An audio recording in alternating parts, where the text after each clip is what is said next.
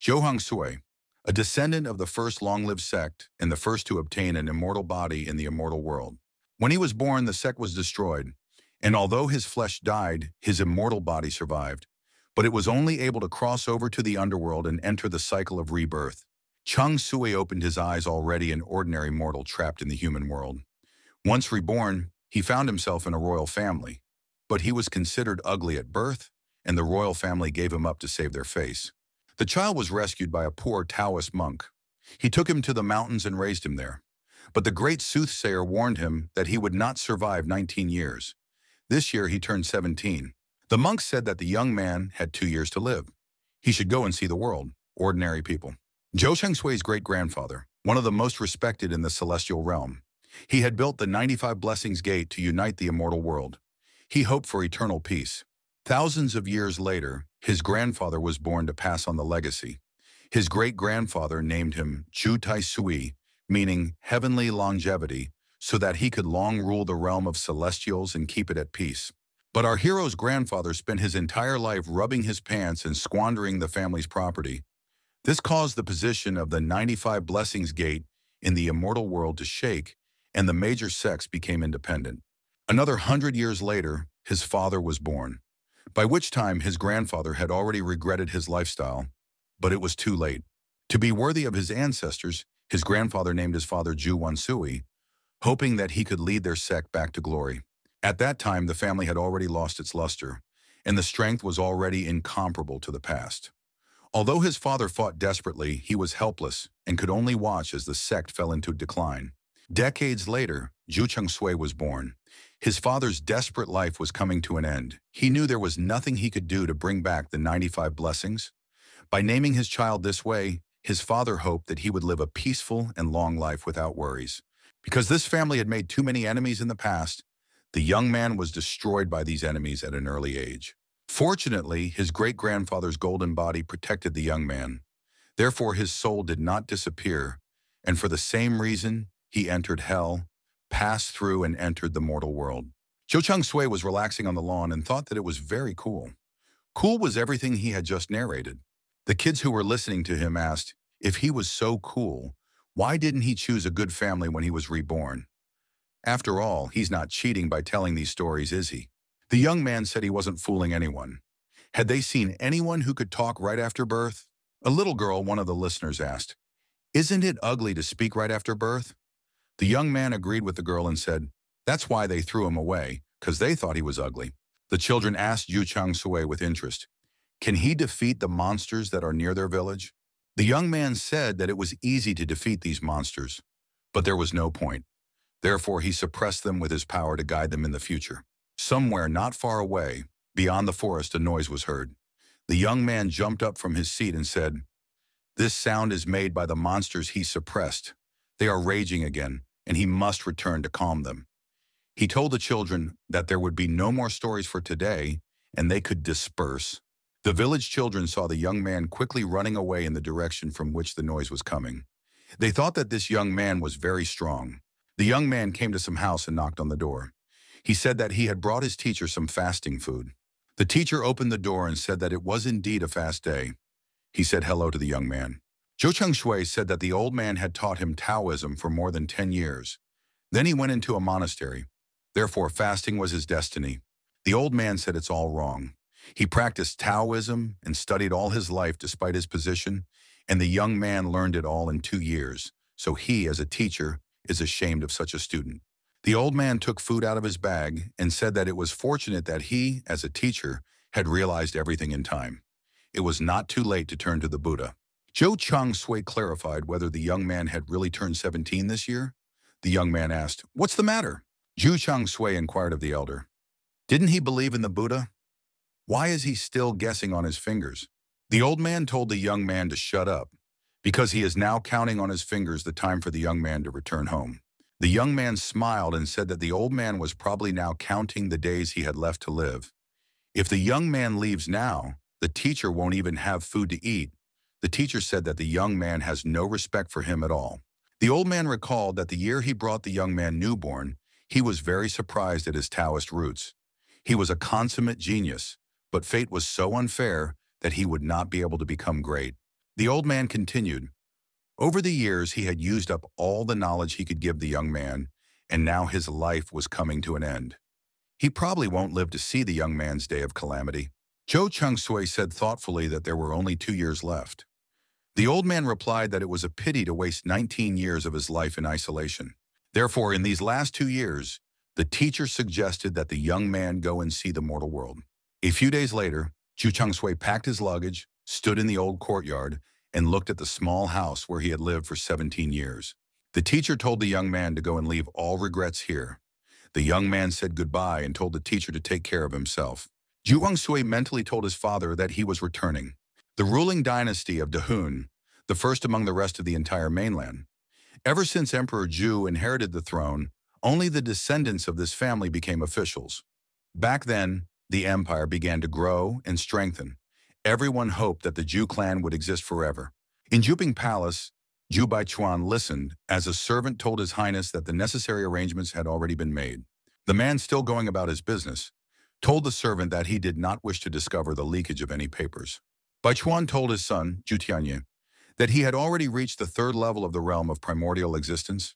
The young man replied that he had broken through to the 3rd level of the primordial existence realm a few days ago. Now the energy was bubbling within him like 1,000 seas. The father said that this was not bad. He thinks that his son will have no problem entering the Yuantian sect. Among the younger generation, the young man is unrivaled, but he shouldn't be arrogant. He knows that there are other young men who have reached the same level. So there is competition present. Baichuan continued, the famous sect master will choose the most worthy among the young men. The young man said one of the competitors is no more than 12 years old. In addition, this one is a girl. The father said for the son not to worry. He has some connections within the sect. As long as the young man will act as usual, becoming selected will not be a problem. The man said for the son to go back and keep his mother company. After joining the sect, it will be difficult to go home. Baichuan added that his son can be calm. For his sake, his father would remove all hindering obstacles at any cost. Zhou Chengwei got to the metropolis and thought that the biggest city of the dynasty didn't turn out to be anything special. The young man overheard a conversation between young men. One was wondering why they were still here. We should move quickly. Meng Nianqing is now on the city bridge. He is the only descendant of Sage Jiang, a saint archer. The interlocutor added, no matter that she is a descendant of a sage, she is the first beauty of the sect. Seeing her was like seeing the goddess of the entire era. Zhu Chengshui didn't understand what people were talking about. The young man saw everyone running towards the city bridge. He decided to follow them. The boy decided that he absolutely had to see the first beauty. Everything around the city bridge was filled with people. Everyone was excited about Xuantian's first beauty, Meng Nianqing. Zhou Tangshui climbed onto the roof of a neighboring building and watched the girl as well. Rumors had dubbed her the first beauty for a reason. The young men watching the girl were all universally in love with her. They said that perfect people were too gorgeous. Zhou Chenghui took a closer look and agreed with the majority's opinion. This girl is really good. The young man decided to take action. He jumped onto the sidewalk and headed towards the young lady. Everyone wondered, who was he and where did he come from? Would he really dare to approach this girl? The people around him continued to think that this young man was crazy. His approaching the girl was akin to defilement. This sick man has no fear of death at all. He's digging his own grave. Zhou Chengshui walked up to the girl on the bridge and, to attract attention, slapped her butt. The girl looked at the young man in surprise. He asked her to be his wife and promised to make her a big room. The girl didn't expect such insolence. She pulled her sword out of its sheath, put it on the young man's shoulder and asked, is he really looking for death? Although Meng Nianqing was extremely quick to bear her sword, for Zhu Chengshui, it was just as slow as ever. The young man said that pointing the sword at his future spouse was very rude. The young man was calm and smiling. The girl was astonished. Who would have thought he was able to block her sword? What's wrong with his cultivation? Is it really higher than hers? Zhou Tangshui grabbed the girl's hand and drew her to him. The guy asked, aren't these beautiful hands better for embroidering floral patterns? That's a big loss. The young men watching the scene were horrified. Could it be that someone had touched Meng Nianqing? How was this possible? It was said that she had already reached the 7th level of the primordial existence realm. She is like an unreachable sky to her peers. But all of a sudden, some boy was able to defeat her. How inexhaustible is his talent? Everyone thought if the boy is able to match this girl, his level is at least 7th grade. It turns out that he is a true genius. Mengnian King used her unrivaled talent to enter the Xuantian sect and become the successor of one of the 10 sages. The girl thought that this young man was about the same age as her, but it was obvious that his cultivation was superior to hers. The girl wasn't going to put up with such disrespect and applied a rain of punishing arrows to the young man. The audience was startled. It was said that the rain of punishing arrows was one of the strongest techniques of the 10th sage, and the girl had already mastered it, so the young man is about to die. The young man was not afraid and winked at his interlocutor. He wondered if the girl had stood there for so long to wait for him. He had no problem repelling the attack with arrows. Suddenly, the water surface bubbled and a giant silver fish jumped out. It seemed as if the fish was dodging the arrows, but it was too late. The rain of arrows struck directly at the fish. The young man struck the place where the fish had hidden with one hand, and the water parted, re-exposing the giant fish. The young man pulled the giant fish out of the water. Naturally, it showed no signs of life. The young man asked, "Wasn't this what the girl wanted too?" The young man added that the fish had been destroyed by her technique, so he was returning the thing to its rightful owner. Mengnian King asked, "Who is he?" The young man replied that he was no one for now, but in the future he will definitely become her husband. The young man stayed at a city hotel. He spent the night there. On waking up in the morning, the young man decided to meditate. In this world, spiritual energy is too weak. He does not even know when he can return to the world of immortals. The young man heard a noise downstairs. He wondered, why is it so lively? Someone said that Zhuantian was recruiting new disciples. The young man went downstairs. Every 3 years, the sect opens recruitment, and half a month later, selection. But this year, it was as if it was different. Of course, this time, the 8 distinguished masters of the sect would personally recruit disciples.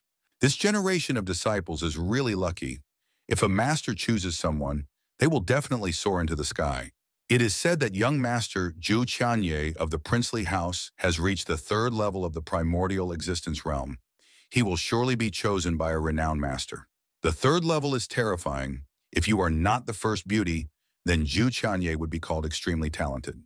Zhou Changshui turned to the young man and asked, "Which princely house are we talking about?" The young man replied that it was the residence of the emperor's younger brother. Zhu Beichuan, does the young man not even know that? Zhou Changshui said that he admired Prince Zhu very much and hoped to meet him face to face one day. Zhou Changshui was going about his business. The young man asked in passing, does he really think that with his position he can see Prince Zhu? He doesn't distinguish between reality and fantasy. Zhou Changshui thought that after his father got rid of him, then he was lucky to have another son. Zhou Changshui pondered, should he join the election of disciples by the great masters? 2 weeks had passed. 8 tables, 8 representatives of famous masters. One had to choose the table of the master one wanted to bow down to and fulfill their ambitions in a crystal ball. Anyone who had reached the 1st level of the realm of primordial being would be admitted to the exam, and the names of those who had passed could be recognized on the test board. The registration fee will cost 1 low-grade spiritual stone. One must take a queue and enter the examination door. A young man approached our hero and asked if he didn't have any spirit stones. But Big Brother did. Zhou Changshui inquired under what conditions. The interlocutor explained, if the young man is chosen, he will return just 1 lower-grade spiritual stone. If not selected, the debt could be repaid with 100 stalks of tsuigu grass. Zhou Changshui thought that 100 stalks were equal in value to about 2 low-grade spiritual stones. But this kind of grass grows everywhere. The young man decided that it was a favorable offer. The interlocutor added that their small business never cheats customers. The businessman suggested that the young man first put his signature. The deal went through and Zhu Changshui took the spirit stone. He said he was moving on to his next goal. It was explained to the young man that he just needed to put his hand on it. He said he was starting. The masters looked at the candidates. The young man thought, is this really the 4th level of the realm of primordial existence? The young man had a 4th level primordial existence realm. A famous master would definitely pay attention to him. Everyone thought it wasn't even noon yet and already such a genius had appeared. Everyone decided that this young man was definitely from an aristocratic family. It was Zhu Changshui's turn. The master invited him to put his hand on the crystal ball. Before this procedure, the young man thought, did he need to suppress his cultivation level? it probably wouldn't be a good idea to stand out too much. The fellow thought if he showed cultivation of the ninth level of the primordial existence realm, the so-called 8 great masters would immediately all rush over here. The young man tensed up and placed his palm on the magic ball. The master announced that the young man had the 3rd level of the primordial existence realm, like everyone else's. The young man was asked to go in that direction. He passed the test. The lad thought it seems that from the beginning, the entrance was only available to disciples of cultivation levels 3 and above. He had originally lowered his level to level 2 as he didn't want to stand out. The main thing was to be inconspicuous and more reserved. The young man walked through the door. An unusual place awaited him ahead. He had never seen such a place before. The boy thought that being in such a place was the limit of restraint. But if he wanted to return to the world of immortals, he had to overcome this backwater world. The young man thought that this spiritual pressure would also be a kind of test for him. Zhou Chengwei wondered if it was too weak. They probably just want a tickle. The guy noticed that it started off simple. But with each step, the pressure was getting stronger and stronger. He found this to be entertaining. Zhou Chengshui saw a young man ahead of him who had shown a level 4 in the test. It was very difficult for the young man. The pressure around him was only getting stronger. The competitor crouched down on a rock. He was already on the edge. It was so heavy that he couldn't move. Zhou Chengshui caught up with his opponent and asked why he was sprawled out here. He should get up and walk forward. The opponent asked, how can he walk? The pressure is already over 1,000 units. To even take a step, he has to try his best. Zhou Chengshui inquired, is it really strong pressure? The young man applied a hidden technique, repeatedly jumping from side to side. The young man turned to his opponent and said that he was making things up. We have to go forward. There is actually very little pressure. The aristocrat opponent was surprised. Did this guy really just jump? And he was doing it with a certain ease. Who is he? Could it be the inner court elder of the sect? Zhou Chengshui wanted to say something else to his opponent, but he suddenly disappeared. The young man thought that his real strength was level 7. Zhou Dongshui suppressed his spiritual energy, losing his 9th level cultivation, and he immediately fell from the external attack of spiritual energy. Zhou Chengshui cried out that this was all unbearable. He couldn't take it anymore. The young man calmed down and came to his senses. He thought that he had been affected by this. Zhou Chengshui suddenly found himself in an unfamiliar place. He couldn't understand what had happened. Who were all these people? Our hero thought that these 3 were in on it, well, or at least acquainted. Their expensive clothes suggested that they didn't just get here for nothing. Zhou Chengshui approached the aristocrat candidate and asked him what his name was. The interlocutor trembled all over. It seemed as if Zhou Chengshui had frightened him. The young man was frightened at first. Then after recovering a little, he said that he, Xiao Shizhen. The people present here thought that when Xiao Shizhen appeared here, it was clear that this person who seemed soft at first glance was actually stronger than all of them. But this fellow had just called him a weakling. The young man thought, a familiar feeling arising as he looked at him. The girl pounced on our hero and asked why he was looking at her so intently. Has he never met any beauties before? Zhou Chengshui said that he had met many beauties, but never one as beautiful as her. The female companion asked, what did that mean? Is this pathetic beggar really calling her ugly? Who is he to call her ugly? The young man said that he was the son of the richest man in the capital. The young man thought about Zhou Chengshui. This guy is a pathetic beggar. Even if his cultivation is higher, what can he do? There's no reason to be afraid of him here. Besides, he dared to offend his favorite girl. This young man said that this stranger had drawn a lucky ticket, and that was why he was able to enter here. The girl wondered how this loser was even able to pay the fee, since his level is very low. The young men decided that they were the best, and this stranger wouldn't be able to match them. Zhou Chengshui asked, why did they have such a high opinion of themselves? And also, they haven't even been accepted here yet. The son of the richest man in the capital said that this young man was a pathetic beggar, and his uncle, one of the 12 elders of the sect. The boy told many more of his relatives who are related to this sect. Zhou Chengshui looked at the young man and thought that this was exactly his famous younger brother. The young man said that he was the only princely son. Even the Xuantian sect showed him respect. The guy thought that in his eyes, someone like this young man was nothing more than an ant. One need only want him, and no matter how high level he was, with one slight movement of his hand, he would know hell for real. The young aristocrat said that there was no reason to rush. The first test of the sect was the pagoda. When the time comes, he will know how good he is. Colleagues said that this Chanye is very wise.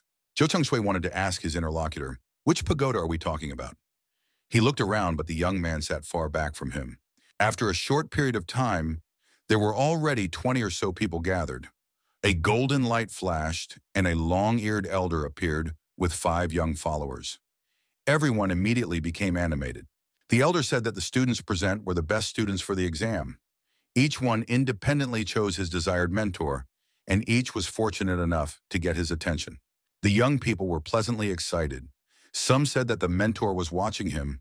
Someone said that he would not deceive expectations and wanted to bow to his master as soon as possible. Hearing the noise, the elder became angry. He gathered his inner ki and opened his mouth. After the word "but," 29 people simultaneously felt an unbearable ringing in their ears. Everyone present grabbed their ears and lowered their heads. Only Jiu Chengshui continued to stand calmly, as if nothing had happened. The elder thought, this young man seemed to have anticipated his attack. How could this be possible? After this attack, the elder said, even so, these representatives are a bit better than the rest of the disciples. How they perform in the trial will affect the choice of mentors. In this sect, everyone is equal. They can only rely on their own strength. One of the masters said that everyone will now receive a scoreboard. The first test is called the pagoda. The plaque will be an identity card. It allows one to participate in the test. Candidates should direct their QI to it. The master added that there will be a board outside with their names and the original first score. The pagoda is divided into 4 floors, each with its own passing score. Young people can only earn points by force by taking them from another participant. One has to make every effort to climb to the top. One of the candidates asked what to do in case one was in danger. The master said that young people should not worry. If such a thing happens, he would automatically be thrown out of the pagoda. The master continued, however, if the participant flies out on the 3rd floor and below, or he does not arrive at the last floor before the time is up, he will become an outer disciple of the sect. The 4th floor, the last floor. Those who reach it will become inner disciples of the sect, and the top 3 will become disciples of the great mentors. Someone asked, does one have to be among the top 3 to be chosen by the mentor? Another candidate asked, was there really only 3 spots originally? He was confident that he could become an inner disciple of the sect.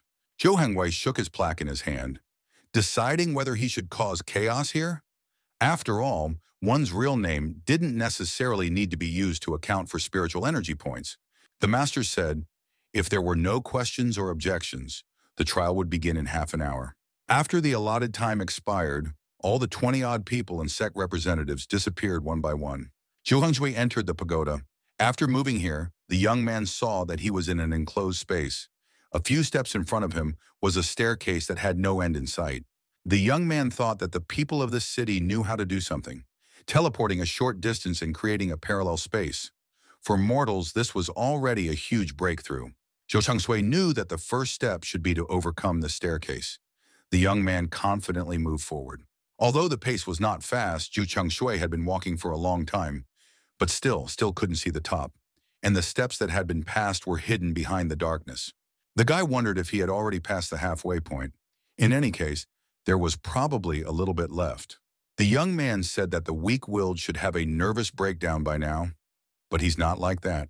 Moving at a steady speed, the young man caught up with the girl, another candidate. The young man thought, does meeting another participant mean that their space has begun to merge into one? The young man caught up to the girl with a confident gait and asked her what her name was. The girl looked back and was startled. She asked if her older brother had come to take her away from the pagoda. The young man shook his head negatively and said that he was a participant like her. The girl said that this young man scared her to death. She thought she was past it. The boy introduced himself. He showed his plaque and said his name was Wang Shishan, and inquired what was the name of his interlocutor. The girl looked the young man in the eye and said her name was Chu Qingling. Another female contestant joined the young people. The girl caught up with them and said she had finally found her. More young people reached from downstairs. The company grew larger. Below stood 2 girls and 2 guys. With the exception of Chu Di, everyone had a second level of the primordial existence realm. Zhu Chengshui looked around at everyone and settled on a man. He had a bamboo hat and eyes hidden in the shadows. The corners of his lips were raised angrily. It made our hero think twice. The girl said that one was brave. Did she really think that the family wouldn't find out about her secret trip to Xuantian?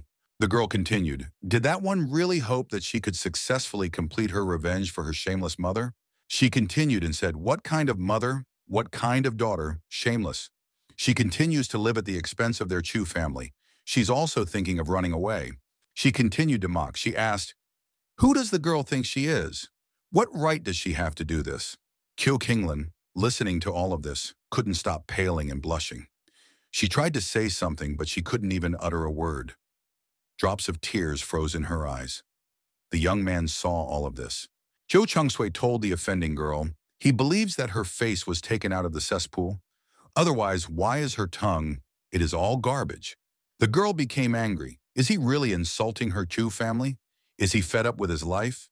The girl became very angry, and the man in the hat behind her attacked Zhu Chengsui. Zhu Chengsui said it was about her. Also, he doesn't know what kind of family the Chu family is. If it was explained to him, he wouldn't offend her. The man in the hat pounced on our hero. Zhu Chengsui stopped him and threw off the hat. He grabbed his head and lifted him up.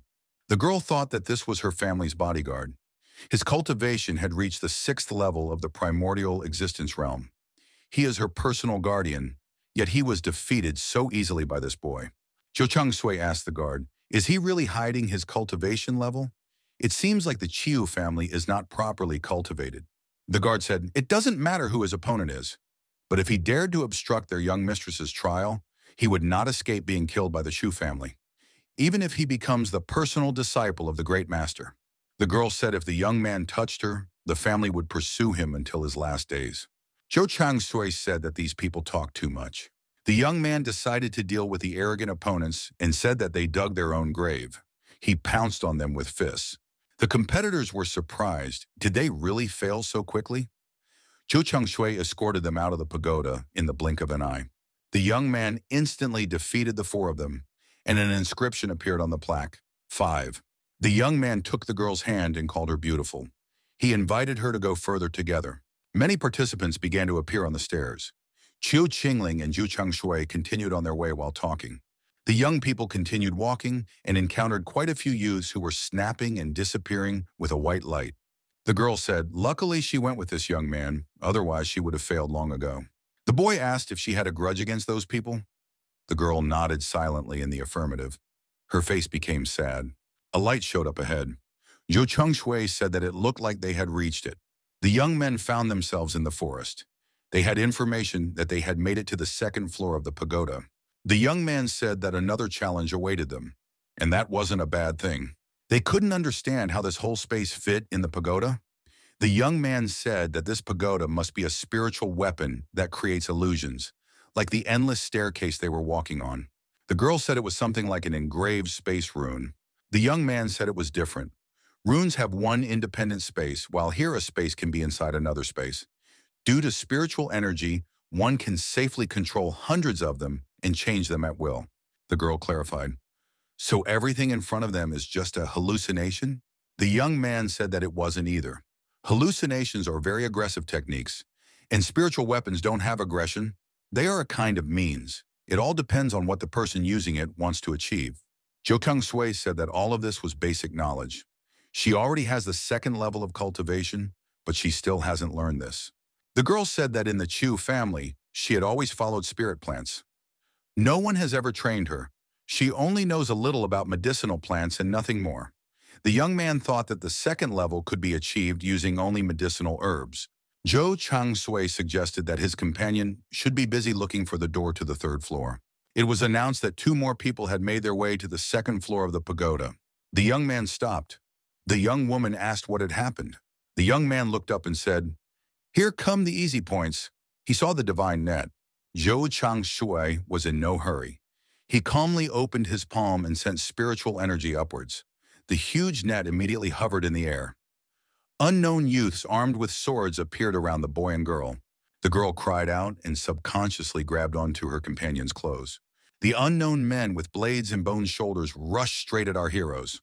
Although they each had one weapon, 2 of them launched a simultaneous attack on Zhu Chengsui. With a flick of his fingers, Zhu Chengsui was able to disarm the attackers and throw them far back. The girl was even more frightened, Jo Chung-sui said as she clutched at his clothes and asked for her to let go. The girl opened her eyes and asked, "Where is the attacker?" Jo Chung-sui said. He said, "He warned that these would be easy points. There's nothing to worry about." A young man asked if his companion really wanted to enter the intersect. There was a message on the information board that Xiao Yufeng had scored 139 points. He is on the second floor of the pagoda. The elder thought, "It seems like a great family this time has cultivated a really good guy." The conversation was about Xiao Yufeng. This guy was only on the second floor. The real ability is revealed on the third floor. The guy from the Jew family is also really good. A strong competitor had appeared. The young man continued to push his way forward. He threw aside competitors if they got in the way. Our hero's companion asked if anyone else had managed to get in, or had he fallen asleep on the endless stairs. The girl bit into an apple and said that Brother Shishan would definitely manage. Zhou Chengshui said that the passage to the third floor has been found. One only needs to accumulate 100 points and one can move.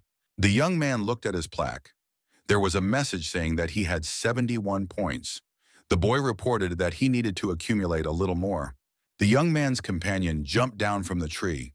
The girl thought that if it wasn't for her, her brother would have reached the third floor long ago. Chu Chengshui said that being alone was too dreary. A companion would dispel the boredom. He said he would introduce her to a guy, and then the three of them would proceed to the third floor. Kyo Kinglin asked, "Who is this third person?" The young man said that she would soon find out for herself. Somewhere in the forest on the second floor of the tower, two young men were tied up. There were bruises and bruises on their faces.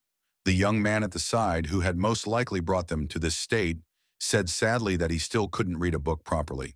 He wondered, does it really only take 100 points? Why does he need so many? Zhou Gongshui walked over to the young man and was surprised. Had he really accumulated all 100 points already? The young man saw Zhu Chengshui and became nervous. Why did this guy appear in front of him again? Zhou Chengshui suggested that the young man should become friends and become comrades. The interlocutor said he didn't want that and was leaving. The young man said if Zhu Chengshui needs extra points, he will give them. And now he wants to leave. Zhu Chengshui said it's not about the glasses, he just wants to be friends, and offered to compromise. The young man thought, why him? Why can't he read his book in peace? Two men appeared and said that it was no good having two grown men talking like this. Zhou Gongshui put his hand on his interlocutor's shoulder and said that it was their business. Why is someone interfering in their conversation? Zhou Chengshui winked at the girl and told her to just follow him. The girl silently agreed. The young people were still figuring out who would go where and who would be friends with whom for a while. Suddenly, one of the new arrivals said Zhu Chengshui that he threw everyone out of the pagoda. Therefore, he would throw everyone out now. The young man shouted, "Attack!" and rushed straight at his opponent. Many more people appeared around the young man, ready to attack him. The young man opened his eyes and stretched. He couldn't believe that he had fallen asleep. The young man said that 10,000 people had already passed. Near the entrance to the third floor, more than 10 people attacked Zhu Chengshui. As one could guess, all of these people were annihilated by our hero. The young man didn't leave a chance for anyone to escape.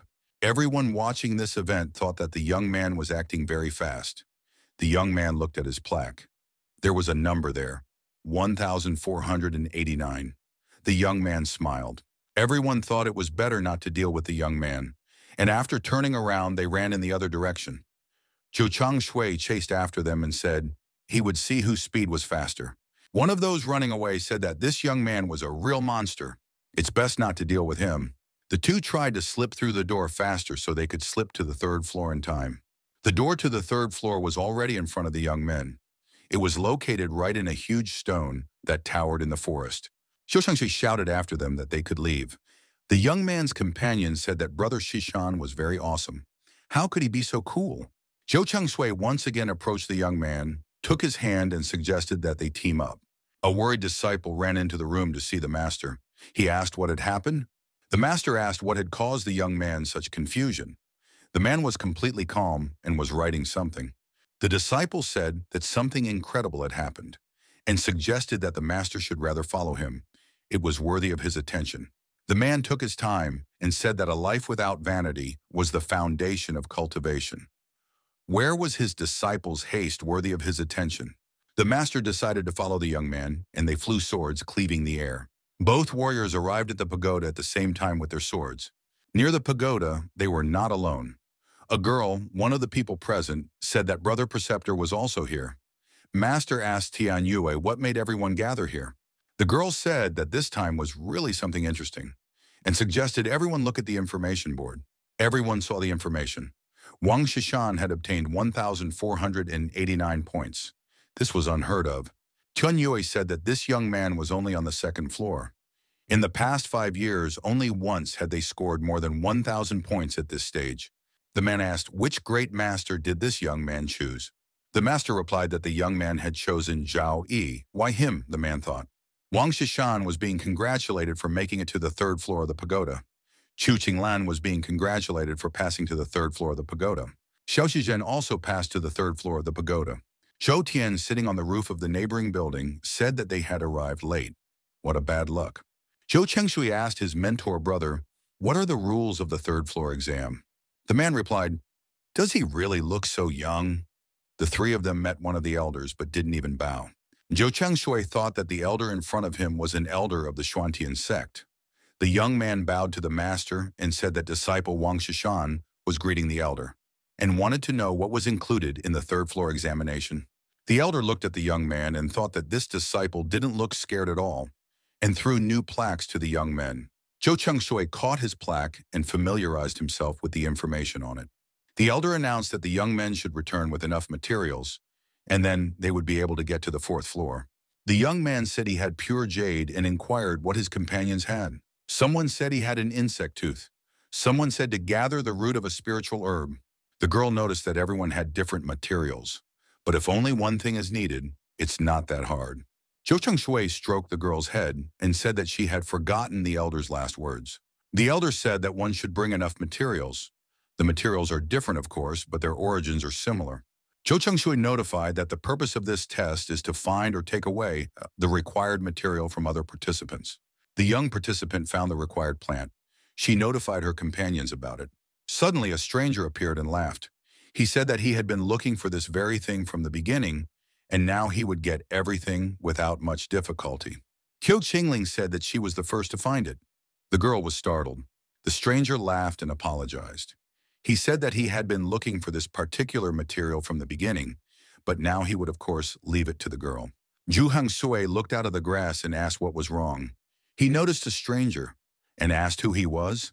The stranger bowed and introduced himself, apologized for his tactlessness. He said his name was Zhu Shanheng. Zhou Chengshui asked who Zhu Baichen was to him. The young man said he was his second uncle. The young man said that he only has a small conflict with the royal house, but he is just a simple commoner. The interlocutor was surprised at the young man's tone of voice. He asked if his royal family was something to joke about. The young man was surprised. Is it impossible to talk about it in a calm tone of voice? The boy said he had other things to do. He didn't have time to talk here. He went to get the next material. Zhou Chengshui thought that his cousin was stupid. The plaques given by Zhu Tianheng had information.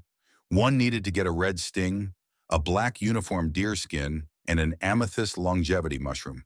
Zhou Hangyue said that they would have to search for a large number of specimens. If they do it together, it would take too much time. They should split up. The girl warily asked, did the young man really want to split up? Zhou Chengshui said that he would take the amethyst longevity mushroom, the skin of a black one-horned deer, and pure jade. He will go to the steep slope to find these things. The red sting and the insect bone belong to rather weak spirit animals. Shizhen should be able to handle it. Jizhen says that he will find these two things. When finished, they would meet here, but if they find out about other materials on the way, he would act according to circumstances.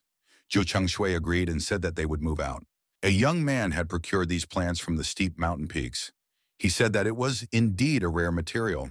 The others had been gathered quite quickly, and this one had taken more than 2 hours of searching. The girl turned her companion's attention to the cave. It shone with a white light. The young people followed in the direction Sinlin was pointing. Among the cliffs and rocks, this cave could be found. A pale light vaguely emanated from it. The young man picked up his companion and said that they should definitely check it out. The young men found another plant at the entrance to the cave. The young man said that it wasn't bad. Suddenly, a monster appeared from the depths of the cave. The young man immediately determined that it was a terrifying snake-tailed monkey. Zhou Chenghui said that the beast in front of them was a one-star spiritual beast with cultivation equal to the heavenly mystery realm. How could such a beast even be here? Qinglin fearfully asked, and what should they do now?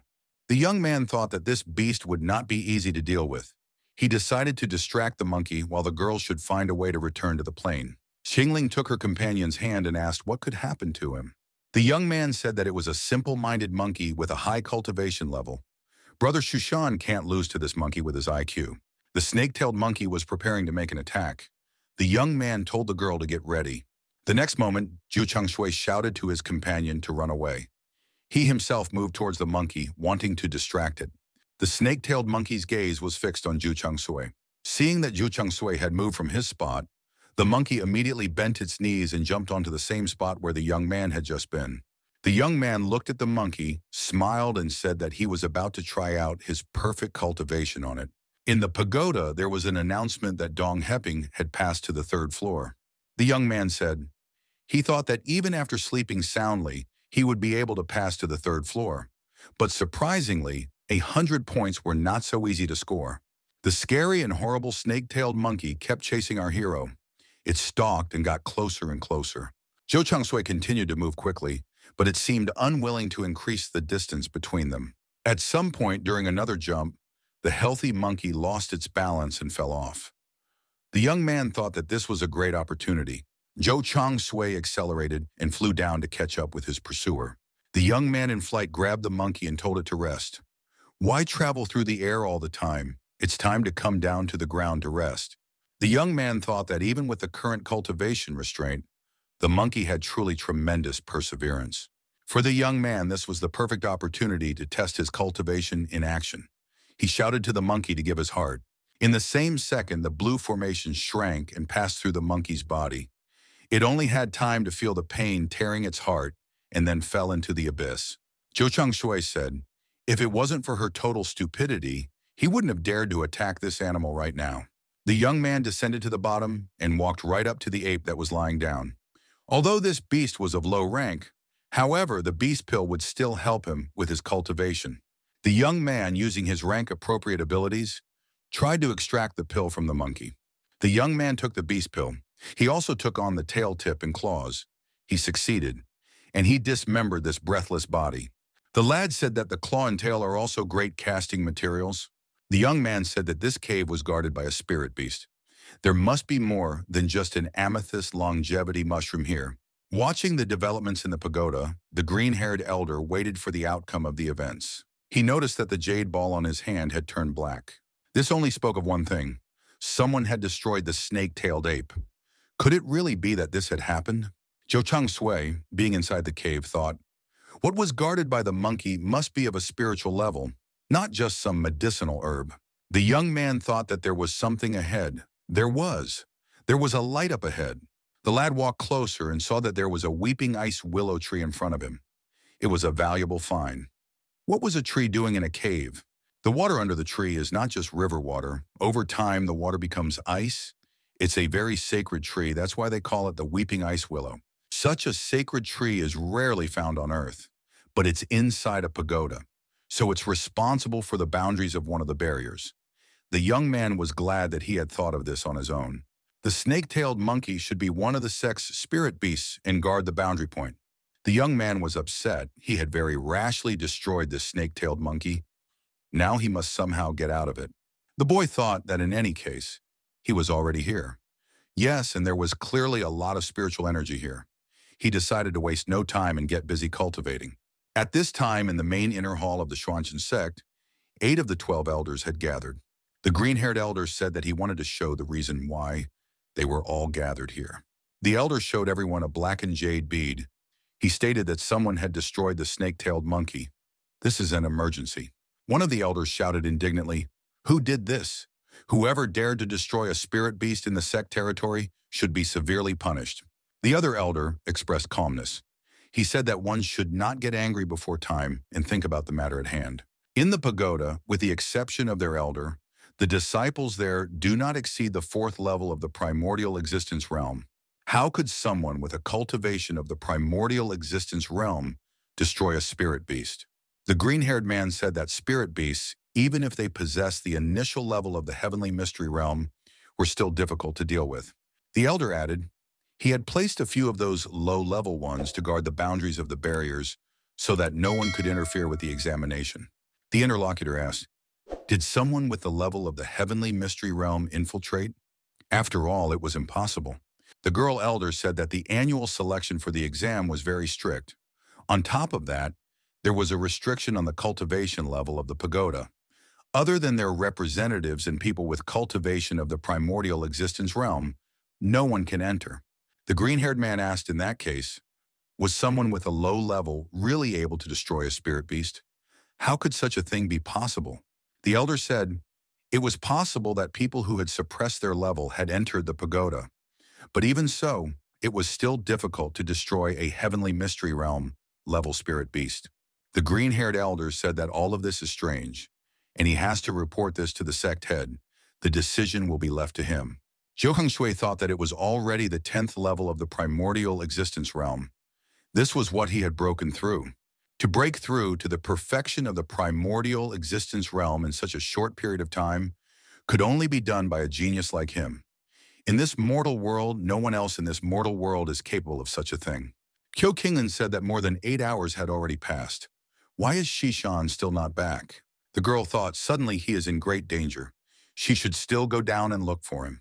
The girl decided to put her plan into action and started to descend. She met 4 strangers.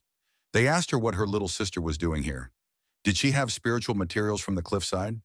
The girl asked who they were.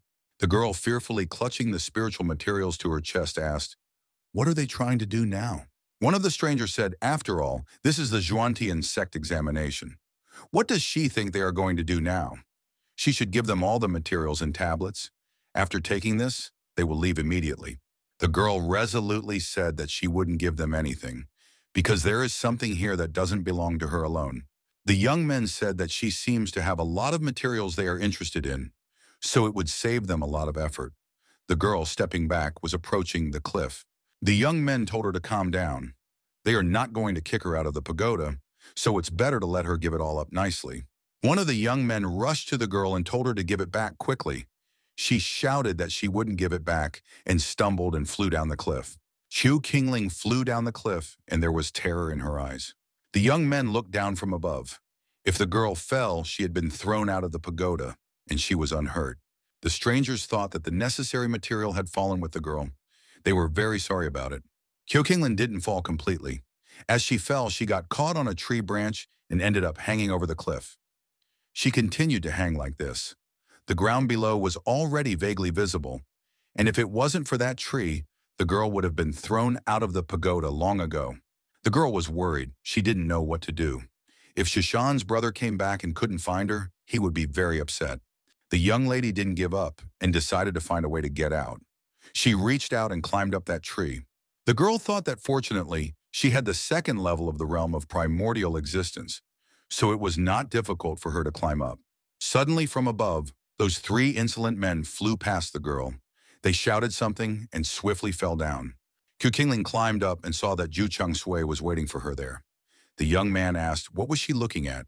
The girl cried and said she was afraid he had already died and would not return to her. The guy calmed the companion and said that it is impossible to die here. The loser is simply thrown out of the pagoda, and he told her to come up to him quickly. The girl asked how he was able to find her. Zhu Chengshui replied that when he came back here, he saw her fall, but it was too late. The only thing left for him to do was to take revenge. The young man explained that all those people did was loot. However, that made it easier for him. Qinglin suggested that the young man should look for Shizhen. The young man supported the idea. Zhou Changwei said that he had checked the materials, even if there were some they didn't know. It should all be enough for the 3 of them to go as far as the 4th floor. Zhou Chengshui told the companion that they were going back. At the agreed place, Qinglin and Zhu Chengshui, who had just arrived, found Shizhen sleeping under a tree. The young men, upon seeing their companion, looked at each other and laughed. They were all together again. Zhu Chengshui approached Shizhen cautiously and tried to wake him up. The young man woke up and was surprised to see his friends. He asked when did they come back.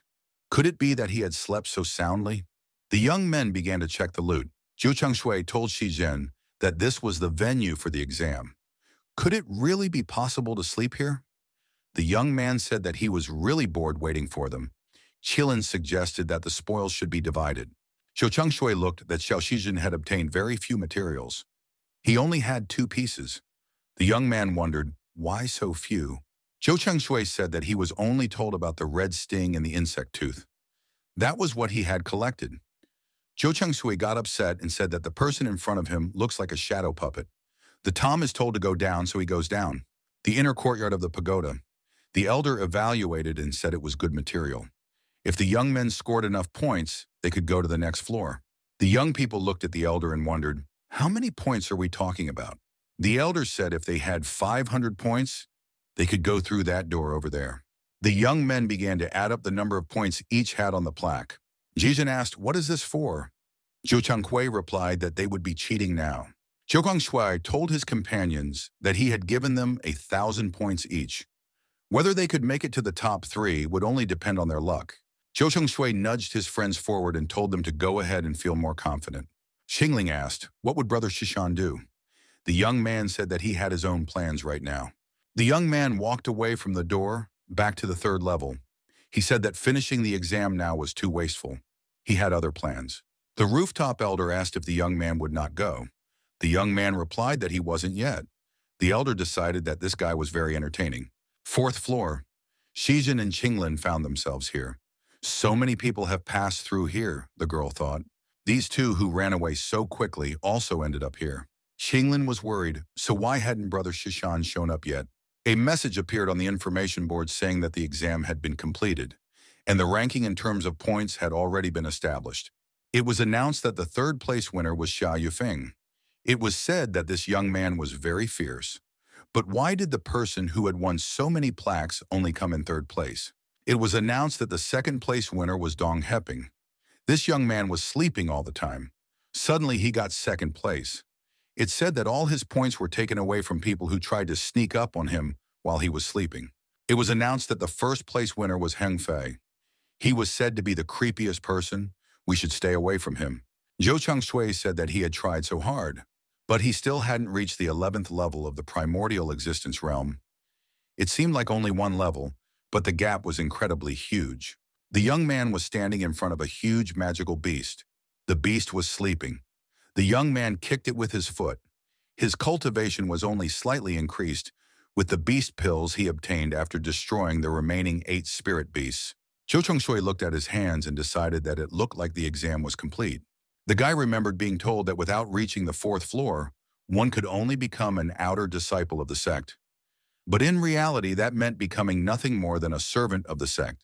Becoming an outer disciple of the sect without incredible success and luck, it would be almost impossible to become an inner disciple. The young man thought that all these medicinal herbs to feed the spirit beasts were completely useless. He was exiled to the medicinal field. The young man planned to use the sect to find a spirit-rich place and cultivate, spying on Lord Yu's mansion along the way. A colleague ran to our hero and asked what Shishan was doing here. The colleague was Xia Tongming. He said that everyone went to the extra missions building for errands. If they didn't go, they would be punished. The young man calls himself a member of the great Xia family, and the one in 3rd place is his older cousin. Although there is no connection between them, Zhu Chengshui said that in that case we should hurry up, because he doesn't want to go without food. Supplemental assignment building. This is where outside students can receive assignments. Completed assignments can be exchanged for sect currency. The young man apologized and approached the elder. The one told him to watch everything on the assignment board, because he only gives out assignment of 4 stars and above. The young man thought that the sect was thriving with technological advancement. All one has to do is simply insert the board into this notch. The young man leaned his plaque in, and a message appeared on the screen saying that he had a cultivation of the 2nd level of the primordial existence realm.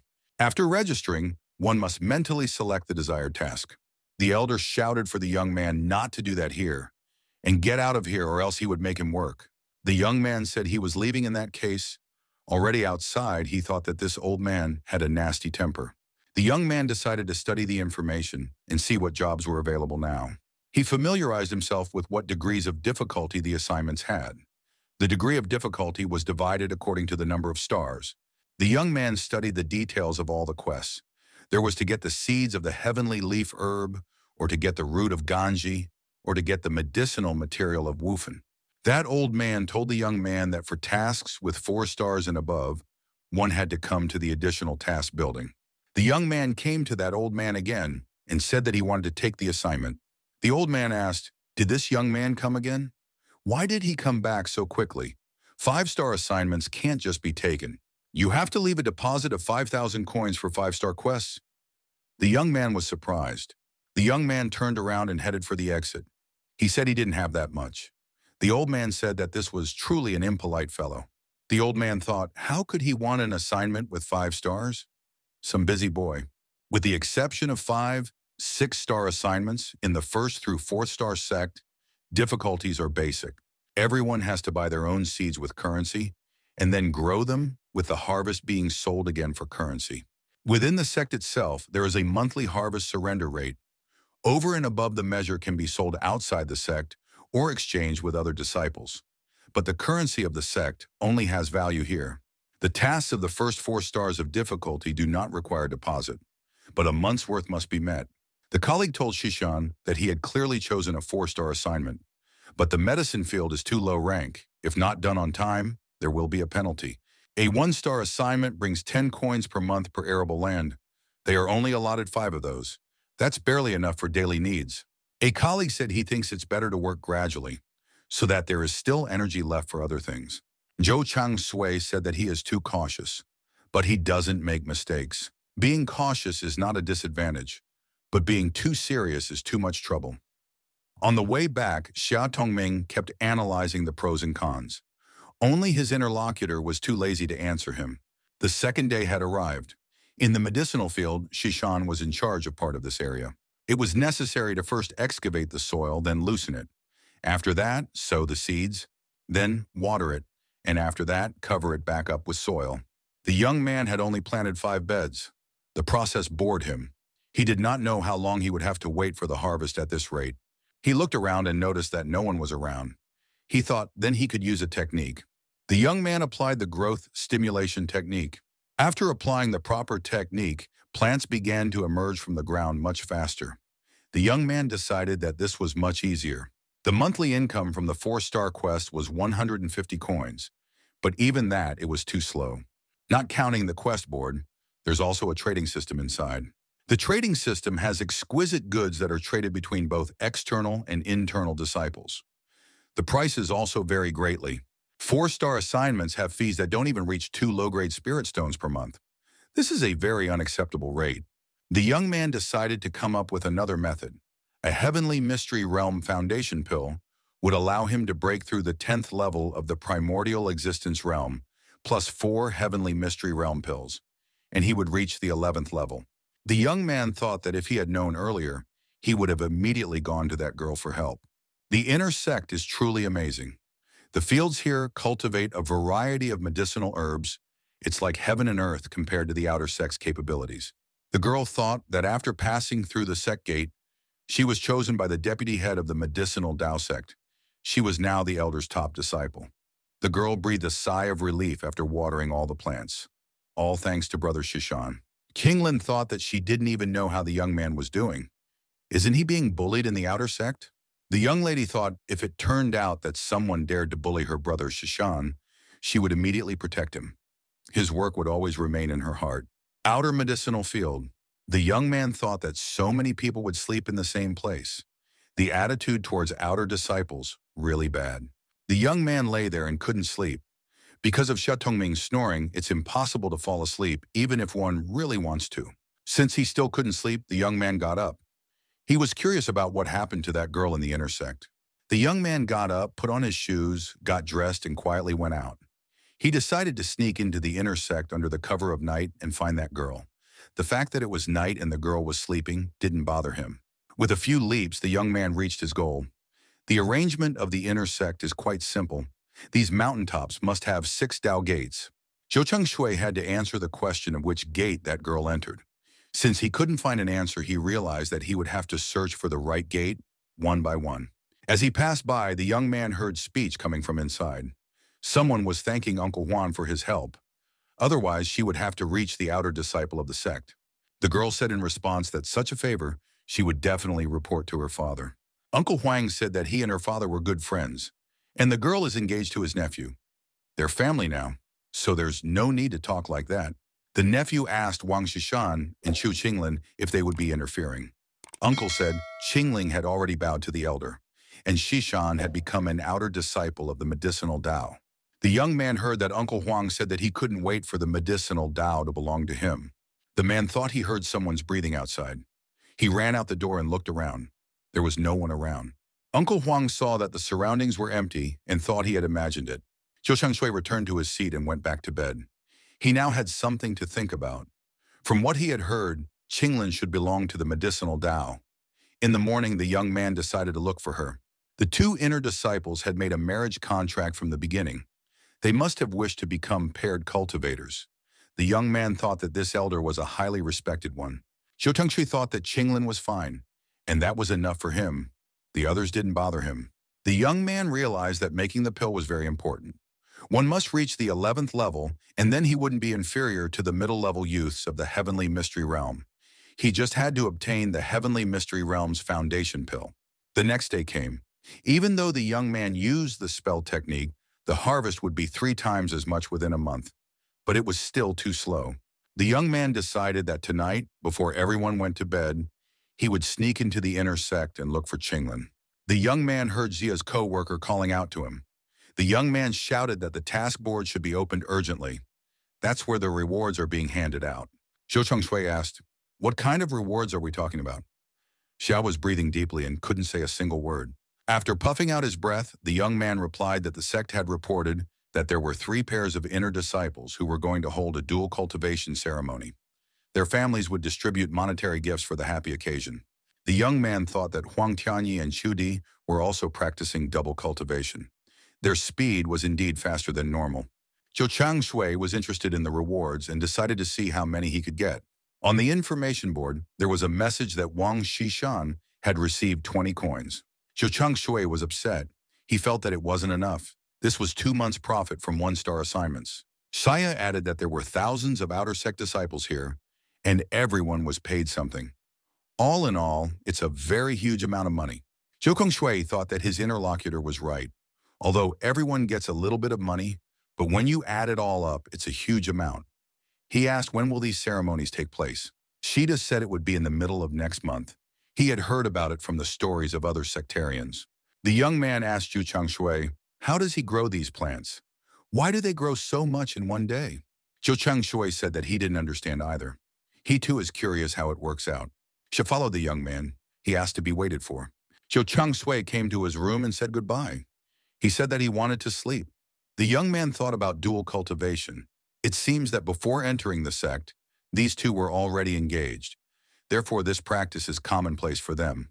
So there are many contradictions between the Tao of healing and the medicinal Tao. Otherwise, why else would they be united? The young man decided that there was an urgent need to act. The young man realized that he and Qinglin were already involved. Dual cultivation pairs should carve out name plaques. Zhou Tongwei pondered. They think that he and the girl, mere objects that are easy to get out of the way. But they will never reach the lead role. Under the cover of night, Zhu Changshui reached the arable land, crossed the bridge, and entered the inner sect for the second time. This time, the young man did not go to the gate of the medicinal Tao, but instead returned to the Tao of healing. Zhou Changshui went down to the place where the voices were heard from, and he could get more information. The girl said that Chu Qinglin had already become an elder's disciple, and it wouldn't be easy to organize something against her. The young man replied that when his uncle entered the game, then it would be no more difficult to do so than just squashing an ant. The young man added that the girl's master would also take a stand. Then the head of the medicinal Tao wouldn't have time to take care of himself, let alone others. The girl asked, did the young man know that her father had given a 3rd-level gold stud to Qinglin's mother? And now the girl has that stiletto. Mother and daughter both shameless. The young man, hearing this, thought that all of this made him angry. He couldn't believe he had encountered such a thing. The young man waited for the two to fall asleep and quietly opened the door. Zhou Changshui walked into the room. He looked at the young men and thought that they were sleeping so sweetly that not even an earthquake would wake them up. Zhou Changshui decided that something should be done to them. The young man thought that he had no enemies in the sect except for this couple. The young man took their plaques. The lad changed the inscriptions on those plaques and thought the deed was done. There were too many guards on the streets, so he decided to be careful not to attract attention. So he went to look for Chu Qinglin. The young man decided that the best thing for him to do right now would be to hide behind the rocks. The young man thought he saw a black figure just now. Could it really be Xiao Shizhen? The young man approached Shizhen from behind and asked, "What was he doing here?" Zhou Kangshui asked, "Did Xiao Shizhen decide to betray his master?" The guards heard voices in the night and decided to check who was there. The guards approached the rocks and saw that there was no one there. The young men had managed to hide. Shizhen asked for Zhu Changshui to let him go. The young man thought he heard laughter somewhere. Zhou Changshui asked why he was sneaking around. He thought someone was trying to infiltrate Qingling. Zhou Changshui asked again, "What is Shizhen doing here in the middle of the night, and even dressed like that? It's not like it's a disciple's uniform." Shizhen said that he was saving his life.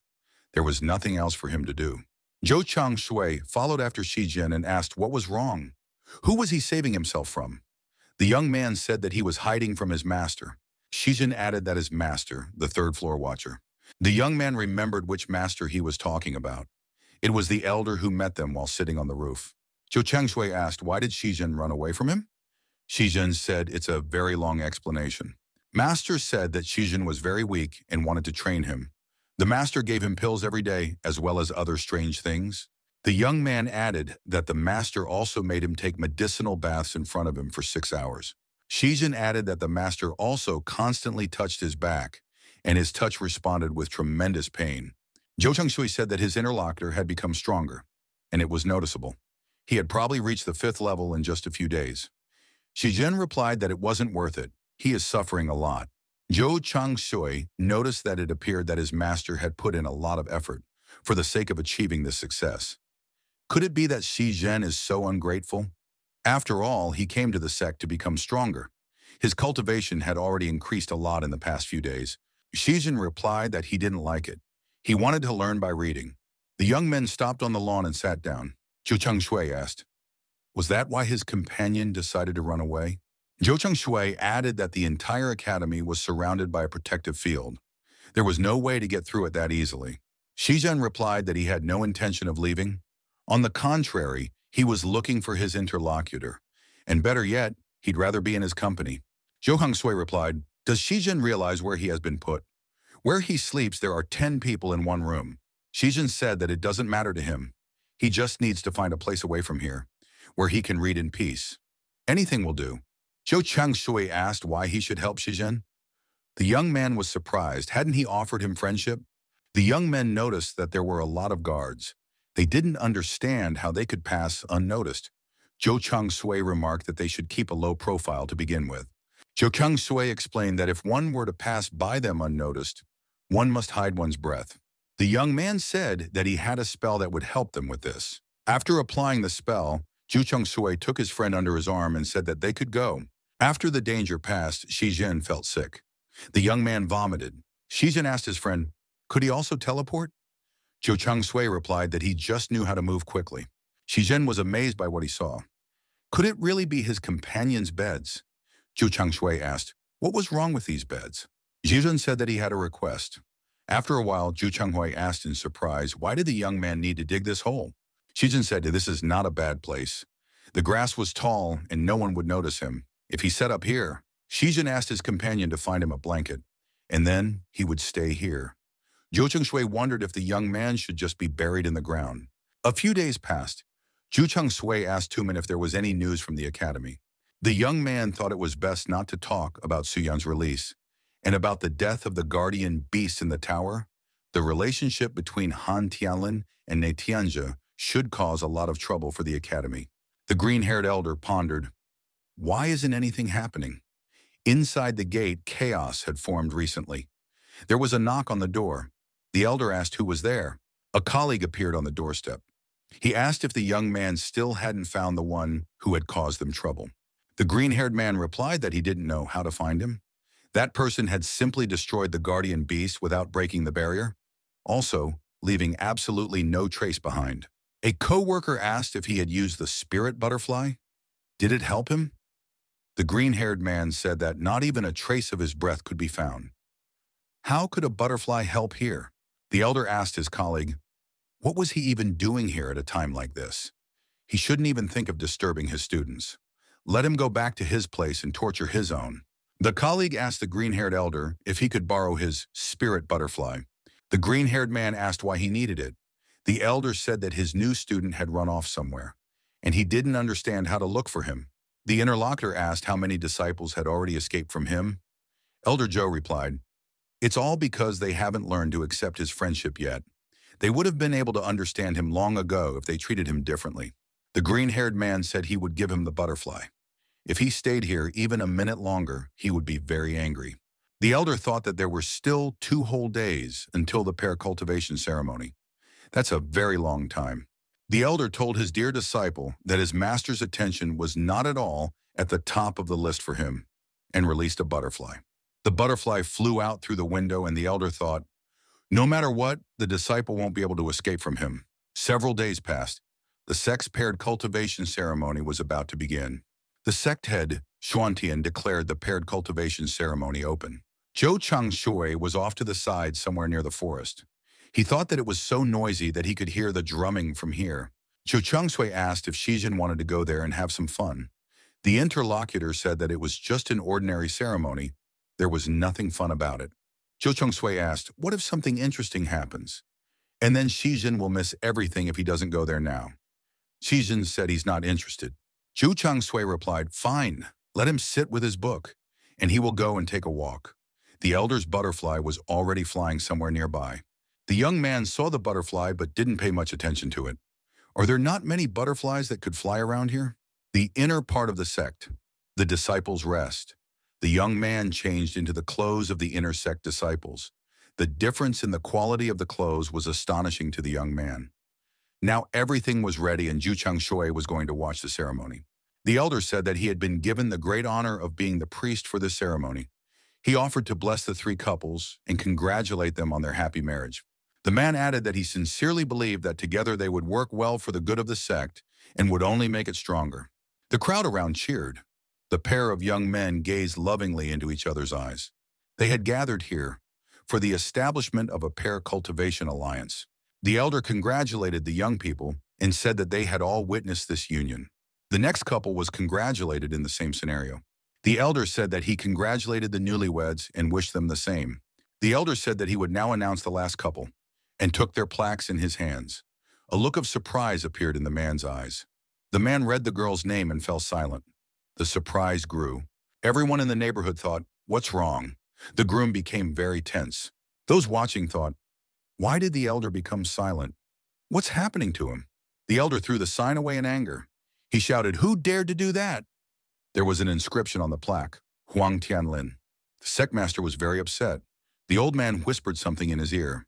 The sect mistress announced that the pear cultivation ceremony was suspended. There was a glitch due to technical reasons. All previous arrangements remain in effect. Everyone around them didn't understand why the headmaster and all the masters were leaving. What was really going on? No one could understand what had happened. Zhou Changshui thought that he didn't care about what would now happen between the heads of the different schools.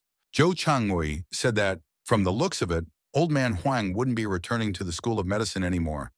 We should put more oil on the fire. School of Medicine. Main office. The young man thought, if this is a medical school, there must be a lot of magic pills here. They must be hidden in a secret vault. The young man searched the whole room. He didn't find the pills or the secret vault. The young man thought that old Juan could not be that poor. He doesn't have any safes or anything valuable to embezzle. Zhou Changshui was upset, and he didn't understand why the curtain was closed in broad daylight. The young man pulled the curtain apart and noticed a secret room. Someone asked him who he was. The young man apologized and said he was just a new student. He didn't want to disturb anyone's peace. The young boy heard someone asking him to get under the bed and help him. The boy found a doll sitting on the bed. The young man heard a voice telling him to look under the bed. Zhu Changshui squatted down and thought that he didn't know how to get under the bed. The young man thought that matters here should be handled differently. There must be a defense laid somewhere in here. The young man broke the defense and pushed the bed aside. Underneath the bed was a secret passage. Zhou Changshui was not confused and decided that he should go down and look around below. Who would have thought that such a huge place would be under a small bedroom? The young man followed further down and saw a girl chained up. Chains and rune magic restrained her. She was being held here as if she was in a prison. Zhou Hangshui inquired, wasn't she the one who spoke to him? The girl said that the young man was very guessing, and it was indeed her. The young man inquired what her name was. The girl replied that her name was Tun Chai. The young man asked another clarifying question. Who was she? Tun Chai. Shijin, reading a book while lying in his hole, asked, did Zhu Changshui come back yet? The young man saw his teacher standing in front of him. The young man pumped loudly in fear. The teacher said if the young man was done playing hide and seek, he could pack up and follow him. A traitorous butterfly flew nearby. The girl, crucified on chains, told the young man to drip blood on her chest and added that she had a talisman on her chest. Zhou Changshui thought he could settle the matter differently, so he performed his magical manipulations on the girl. The girl was released. The young man said he had one question. Is she married by any chance? The girl said that the young man was cheeky. Zhu Changshui replied that you can't judge a book by its cover. Good wine is served in a good bowl, and a good sauce contains onions in it. But just because you don't see onions in the sauce doesn't mean they aren't there. He could go on like this ad infinitum. The young man turned around and said that in that case he was leaving. He had done all he could for the girl. Let her deal with the rest on her own. The girl thought about it and told the young man to wait. The girl said if the young man would help her a little more, she would give him something. The boy thought this looked intriguing. The freed captive said she would tell him where the magic pills were hidden and how to get there. But she only needs one of them. The rest, he can have the rest for himself. Zhou Kangsui asked the girl if among those pills was the celestial pill. The girl replied, if Huang Tianlin didn't take it away, then there must be such a pill there. Zhou Changshui looked at this girl and couldn't understand what her cultivation level was. But if Huang was able to seal her strength with such a weak spell, then her level, half of Huang's level at best. Even if he helped her replenish her strength, it wouldn't be difficult to defend against such a low-leveled person in case of anything. Zhou Changshui said that he agreed to help the girl. The elder was incredibly angry. He couldn't understand who dared to cause such a scandal in the sect. Furthermore, setting him up so badly. The man said that he would definitely find that person, no matter who he was, destroy and tear him to shreds. Zhou Changshui walked over to the medical storage room and his eyes lit up. He was ecstatic. The young man thought that a large number of pills could be stored here. The girl told the young man that he could open the door with her jade tablet. The lad tried this and leaned the tablet against the door. The tablet worked, and the young man managed to swing the door open. But he thought it lived up to his expectations. All these pills could be worth over 120,000 points. Zhou Gongshui looked at the contents of the shelves and felt a little frustrated. Why were they all of such terrible quality? The young man proceeded into the depths of the storage room. He saw that there was another door. The second vault had better contents. There were soul-dispelling pills, golden leaf pills, and mangunhi herb powders. There were also various essences here. The guy thought that all of these pills were at least third rank. There were even some heavenly pills here. Zhou Changwei couldn't believe his happiness. Would he really be a rich man now? Everything he could carry with him. Zhu Changshui piled it all into one pile and stuffed it into his sack. He thought it was an amazing catch.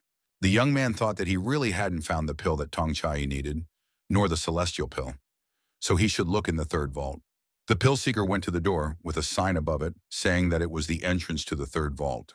As he entered the third vault, he realized it wasn't that simple. There was a defense here. It was only activated when he entered this room. Everyone outside sensed something was going on, but they couldn't figure out what it was. The elder was the first to realize that the problem was at the entrance to the vault. The guards must have been triggered. The elder decided to test his hunch. Zhou Tangsui was in the third vault and thought that he had been so focused on stealing pills that he had completely forgotten about the possible traps. The young man decided not to waste any time and carry away as many pills as he could take. The elder entered the vault. He saw the emptied shelves and shouted, "Who dared to do this?" The man used his unique abilities and determined that, judging from the breath marks left in the vault, it was the work of the same person who had ruined the jade tablets. The elder said that this rascal should pray that he wouldn't find him. Otherwise, he would immediately become a dead man. In front of the girl trapped under the bed, Zhu Changshui appeared again. This time he was carrying a bag that contained many pills. The girl asked if he had brought what he was supposed to. The guy replied that he had risked his life to come back here, and she was only interested in the medicine. The guy opened the sack and looked for the pill he needed. He told the girl if she didn't like him, she could say so, and he would get off her back for good. The young man pulled a vial out of the bag and said, "This is just the potion she was talking about." The young man walked over to the girl and told her to open her mouth. He was going to pour the potion into her. While the girl was at a loss, the young man carried out his plan. The mixture had the desired effect, and Tunchai became completely free. The girl stood up and walked over to the young man. She put her hands on his shoulders and said that she certainly owed him for saving her life, but he had managed to inflict many insults in the short time they had known each other. Tunchai grabbed the young man by the neck and said that she intended to teach him a lesson. A heartbreaking spell was applied to the young man. The young man asked why she was being so cruel to him. She had already rejected him. Why go to such lengths? Jo Chung-sui grabbed the other person's hand and pressed it against her and kissed her on the lips. After that, the young man asked how she felt now. Wasn't his kissing spell sweeter than her heartbreaking spell? Tunchai pushed the young man away and stepped aside herself. The young man thought that it wasn't so bad after all. The girl was terribly angry. She said the young man could get ready because she was about to destroy him. Suddenly, the girl began to undergo some kind of transformation. A strange kind of incomprehensible energy formed around her. Tong Chai screamed and fell to the ground. Jo Chung-sui fortunately thought that the medicine had worked after all. The young man walked over to the girl and squatted down beside her. He noticed that her levels were high after all. The guy thought he was lucky. She had not had time to fully recover her strength, otherwise he would have died already. The young man left some potions on the senseless girl, turned around and walked away. Jo Chung-sui walked towards the medicine field. He felt 2 breaths. The grass pit where Shijin should be was empty. The young man thought that his friend seems to have hid badly after all. Jo Chung-sui went back to his resting room, the place where he usually sleeps. He thought that he had carelessly left traces of his presence in the vault. He might be discovered soon. He didn't think he could stay safe here. The boy thought that all he needed to do now was to bring his powers up to level 11, which would mean he would be able to defend himself against the masters. The negotiation room of the Xuantian Sex Masters. There are 6 masters out of 12 present in the negotiation room. The sect head is also here. The green-haired elder said, "Is it possible that the person who altered the jade tablets of the paired cultivation ceremony and stole the pills and the one who destroyed the sacred beasts are the same person?" Elder said he discovered that it was the same odor. It's a strong clue in physical evidence. This odor is exactly the same as on the corpses of the beasts. One of the elders said that it seems to be true. So this person pretended to be a disciple to sneak into the sect. Another elder remarked, if he passed the exam, they should have information about him saved. The girl asked for Master Zhou to verify this information. The elder noticed that this odor came from one person when he first met him. Could it be that it could be Heng Fei? The opponent replied that it was impossible, because that guy is always focused only on his training. After one of the masters chose him as his disciple, he asked to go to the bone cave, but he never came back. The elder said that he had sensed something similar from Master Zhang's disciple, Chu Qingling. Master Zhang said that she felt the same way, but she wasn't sure. Elder said that he understood everything. There is only one person left as a suspect. It's Wang Xishan. Jo Chung-sui walked out of the cave stretching. The young man thought that the 11th level had been reached. Now, he would be able to fight against mid-level masters. The young man was walking through the forest. He saw a group of sect disciples standing to the side. Jo Chung-sui immediately hid behind a tree before they noticed him. He thought that they appeared to be very fast. It seemed to him that he wouldn't be able to return to the medicinal fields. Everyone would be looking for him by now. But with his current strength, he wouldn't be able to open the gate, so that left him with only one place he could go. Jo Chung-sui decided that he had to rescue Xiao Shijin's brother, Xiao Shijin. Unexpectedly, the young man heard someone tell him that it was good that he had been found.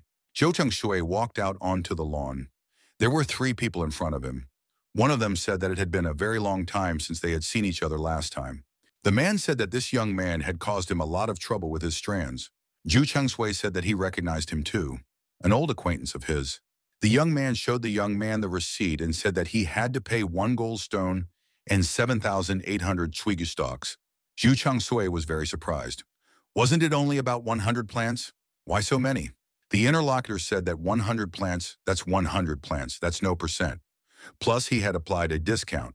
And instead of thanking him, the young man is asking him such questions? The loan shark approached Jo Chung-sui. He took him by the shoulders. He said the young man owed him a debt. Zhu Changshui said he had a counteroffer. How about 150 low-grade spirit stones? The interlocutor shouted that his opponent still wanted to cheat him. Zhu Changshui said that he wanted to think about it and started rummaging through his bag. The young man took out a vial from his bag and said that this treasure had been passed down in his family for generations. It should pay off all the debt. The interlocutor snatched the vial and thought to himself, "This is the Tianshuan Z potion. This bottle is worth at least 200 spirit stones." The usurer asked if his interlocutor had any more potions like this. The young man pronounced that he was quite an important person in the outer parts of the sect. If Zhu Changshui wanted to sell such a potion, he would not offend him with the price. The moneylender offered the young man's cooperation. Zhu Changshui said that he really had more to offer, and thought to himself that if his interlocutor wanted to deceive someone, at least hide his foxtail. Zhou Hangsui added that all his brothers and sisters in medical school know that he has the best pills. And they also know that he keeps his eyes open at night in fear that someone will try to steal them. The moneylender offered the young man to stay with them for a few days. And don't worry, he won't lose anything. If the young man exchanges all these medicines for a huge amount of money, he will no longer have to fear for someone stealing them. Zhou Kwangshui said he agreed, and they struck hands. The moneylender said that he was ready to treat the young man to a very tasty meal. The cunning businessman was pleased. He thought he had lured the poor sheep into the lion's den. Zhou Tonghui thought that in this sect, the difference between the rich and the poor is very noticeable. The moneylender told the young man not to be shy, to come in and have a seat. Zhou Changwei noted that the interior inside this room looked very rich. Zhou Changshui thought that this was all for a reason. The young men were left alone in the confined space. All three of them looked at Zhu Changshui threateningly. The loan shark told the young man to give all his medicines to his older brother, and he would absolutely honestly sell them for him at a very favorable price. Zhu Changshui asked if his interlocutor was sure of what he was promising. The young man said that he had no time to joke with Zhu Changshui. He must give up his medicine or they would consider him their enemy. Outside, someone knocked on the door. The voice outside said that it was Jiage, and he wants to warn that something happened outside the gate. Shaga entered the room and said that a new disciple from outside the gate had broken into the medical school's vault. The roaster asked, "Is an outer gate disciple really capable of going inside and emptying the vault? After all, it's not realistic." Shaga said that it was true. They had already announced that they were preparing to arrest that disciple. I think his name is Wang Shishan. The young man thought for a moment. He thought that he seemed to have heard the name somewhere before. Zhou Changshui stated that the conversation was about him now. Everyone looked at each other. The moneylender took the pill bag from Zhu Changshui and wanted to see what was new. Zhu Changshui sat quietly and waited for the results of the inspection. The loan shark sent the boss the latest news. The entire sect territory is under lockdown.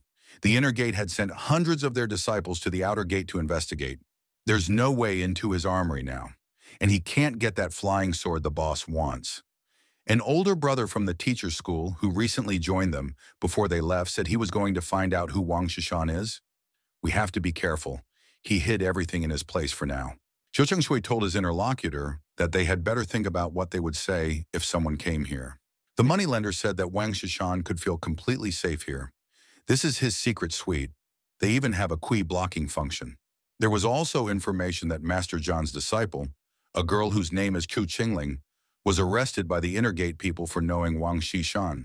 The moneylender asked the young man how close he was to Chu Qingling. Zhou Hangshui stood up from his seat and menacingly asked what the interlocutor was going to do with that girl. Zhou Changshui left the room and went to the forest. In the forest, he hid behind a tree so that he wouldn't be discovered. The young man thought that as long as none of the masters were around, it shouldn't be a problem to penetrate the inner gate. But first, he needed to find out where Qingling was being held. He found it strange that the girl was captured while Xiao Shigren was untouched. Zhou Changshui decided that he had no choice but to infiltrate the inner gate again. After a long search, Zhu Changshui still managed to find Shizhen. The young man was taking a bath. Zhou Changshui said that he now understood Shizhen's desire to escape. This must be some special kind of torture. There was an incredible fragrance coming from the bathtub. Shizhen saw his friend and rushed over to him with a hug. He said he was very happy to see Brother Shishan. Shizhen said that the brother should save him. Zhou Changshui said that this liquid is so precious that many people would give a lot of money to get it, and Shizhen is trying to escape. Zhou Gangshui asked his interlocutor, Can't he feel how much his strength has increased? Shijin asked in what way. Would a high level of cultivation increase his knowledge? Shijin added that he didn't care. If Zhu Changshui was able to sneak in here, then no one from the guards outside. He would quickly get dressed now and they would leave here together. The young man quickly got dressed and said that he was ready to leave. Suddenly a voice sounded. An elder appeared and asked where his favorite disciple was going. The elder added that little Wang Shishan was also here. Master said that there was a lot more power in this water. Why did his disciple leave the bathroom? Shizhen asked his friend, what should they do now? The master said for the young man not to look at him like that. He won't tell anyone about the fact that he ended up here. The elder added, although Shishan's friend is under arrest, no one will harm her in Master Zhan's presence. Zhou Chengshui asked, what did the elder want with him? The elder distractedly looked out the window and said that the weather today is marvelous. They probably won't catch such beauty soon. The elder added that half a year ago, Master On, the head of the Wisdom Gate, had predicted that in the coming days to today's date, the entire sect would experience an imminent disaster. Due to the fact that the Zhuantian sect has encountered many problems, no one knows about it apart from the sect head and a few masters. Zhou Chengshui asked why, in that case, is the elder telling them about this. The elder replied that there was some factor that could give the sect a chance to survive this disaster. Originally, they had no idea what that factor might be. Master continued. But then the young man had slaughtered the 9 sacred beasts in the tower. Then Elder An told them that there was still hope, and that this very hope was Wang Yishan. Tun Chai was in the dungeon under her bed meditating. She emptied all the vials of mixtures that Zhu Changshui had left behind. The young lady noted that her strength had now increased significantly. She was only 1 step away from reaching the realm of the Celestials. The young lady thought, if it wasn't for that old man, she wouldn't have lost so much time. The beauty realized that soon that old man would come here again. Therefore, it was time for her to leave this place. Zhou Chengshui replied to the elder that he was only a disciple of the outer gate. How could he be the hope of the entire Zhuantian sect? The young man thought that even if the entire sect was destroyed, he would have nothing to do with it. He does not wish to get involved in their problems. The elder asked, so the young man was able to make a breakthrough through the realm of primordial existence? Zhu Chengshui asked, how does the master know this? The elder said that the realm of primordial existence is divided into 9 levels, and after the 9th, a young man would be able to break through to the realm of heavenly mysteries. But in reality, the realm of primordial existence is divided into 12 levels. Only those who were able to reach the 12th level could be called masters of the realm of primordial existence. The elder regretfully said that he still couldn't figure out what level Wang Shishan was currently at. The master added that he would allow himself to find out the level the young man was at right now. Master adopted a fighting stance and prepared to attack. Zhou Chengshui realized that he had to respond, and there was a clash between the student and the master. The young man skillfully repelled the elder's attacks. Zhou Hongshui said, even though he was still in the realm of primordial existence, he was able to withstand the opponent who was in the realm of heavenly mysteries. The elder after that trial said, it seems to him that the young man is indeed their hope. The elder then approached Shizhen after that and said, he is trying hard to make the young man's strength increase and his chances of survival increase. The elder said that he would prepare such a liquid for Zhu Chengshui as well. He really hopes that the young man will be able to make a breakthrough to the realm of heavenly mysteries before the disaster. Zhu Chengshui told Shizhen he feels that his master's methods are too slow to work and asked if the young man would like to help him. 2 weeks passed. The secret residence of the moneylender Jia Liu. Zhou Chengshui entered the residence and asked how his brother was doing. He reported that he had returned. Xia Liu said that he was very happy that his brother had returned and motioned for the young man to take a seat next to him. Zhou Chengshui asked his interlocutor how was the progress of the technique he had taught him. Xia Liu said that it was amazing. The young man replied that because of this technique, he was now at the 5th level of the primordial existence realm and thanked brother Wang Shishan. Shishan said that it was good. It's just that he happened to look at the list of goods here and saw a couple new items. Xia Liu huffed and asked what the young man was interested in. Shishan pointed his finger at the signs that had information about the things he was interested in. Xia Liu said that he understood and added for the young man not to thank him. Zhou Chengshui said that he had to go now and added that they would meet the next time already. Xia Liu was upset when he heard that the young man could still come back. Zhou Chengshui thought that thanks to Xia Liu, Master Zhou, He was now at the 11th level.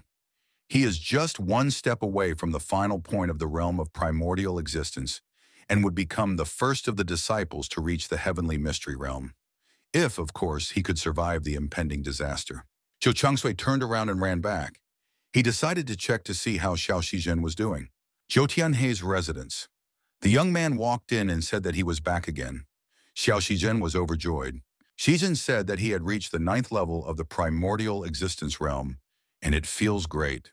The young man added that once he reaches the heavenly mystery realm, he can study hard and not wash himself in strange liquids every day. Zhou Changshui said that he and Master Zhou had decided to slow down the young man's cultivation development a bit, so that he could train in the realm of primordial existence. Shizhen said that the two of them were just mocking him. Zhou Changwei meditated and cultivated. He had already reached the 12th level of the realm of primordial existence. The young man thought that it was time to look for opportunities to pass the examination to enter the realm of heavenly mysteries. Zhou Changshui came to Master Zhou's residence again. Once again, he saw Shizhen taking a scented bath. Shizhen said that he had already reached the 10th level of the realm of primordial existence and knows that this is not the limit, and asked that the young man tell him how he can speed up his cultivation. He can't stand these baths anymore. The interlocutor said that he would tell him when he reached the 12th level. Elder Zhou appeared on the doorstep. The young men said, "Finally he has returned." The elder said that the young man should immediately rescue Chu Qingling, because he himself can't interfere in this matter. The medical school had started to act. The young man thought, "It seems that Huang Tianlin and Xu Di are tired of acting covertly. They are losing patience. The medicinal school will be under attack. Even Zhang Tianyue wouldn't be able to protect Chu Qingling." Zhou Rangwei thanked Elder Zhou for telling him this, and added that he would go to take action. Shizhen wanted to go with him. The master stated that the young man needed to keep practicing. Elder Zhou thought a disaster was coming. The young man looked out and said, he noticed that a great many guards had appeared. The guards proceeded towards the residence. They behaved secretively and suspiciously. Zhou Changshui continued to watch the people in cloaks. It seemed to the guy that these people weren't high level enough to go there. Suddenly, the suspicious people disappeared. The house in front of the young man became like a blur. Suspicion crept into the young man's head. It can't be, he thought. After all, it was the protective field that had been triggered. There could be no doubt. Zhou Changshui assumed that it was a foreign invasion. This seemed quite interesting to him. Zhou Changshui proceeded further and stealthily made his way inside the building. Inside this building were rooms behind bars, practically a prison. The young man saw the wanted girl. The young man got inside behind the bars and sat down beside Qingling. He said, "She's doing well here." The girl tearfully threw herself on the young man's chest. She was crying loudly. The young man said, nothing bad happened, and she was in tears.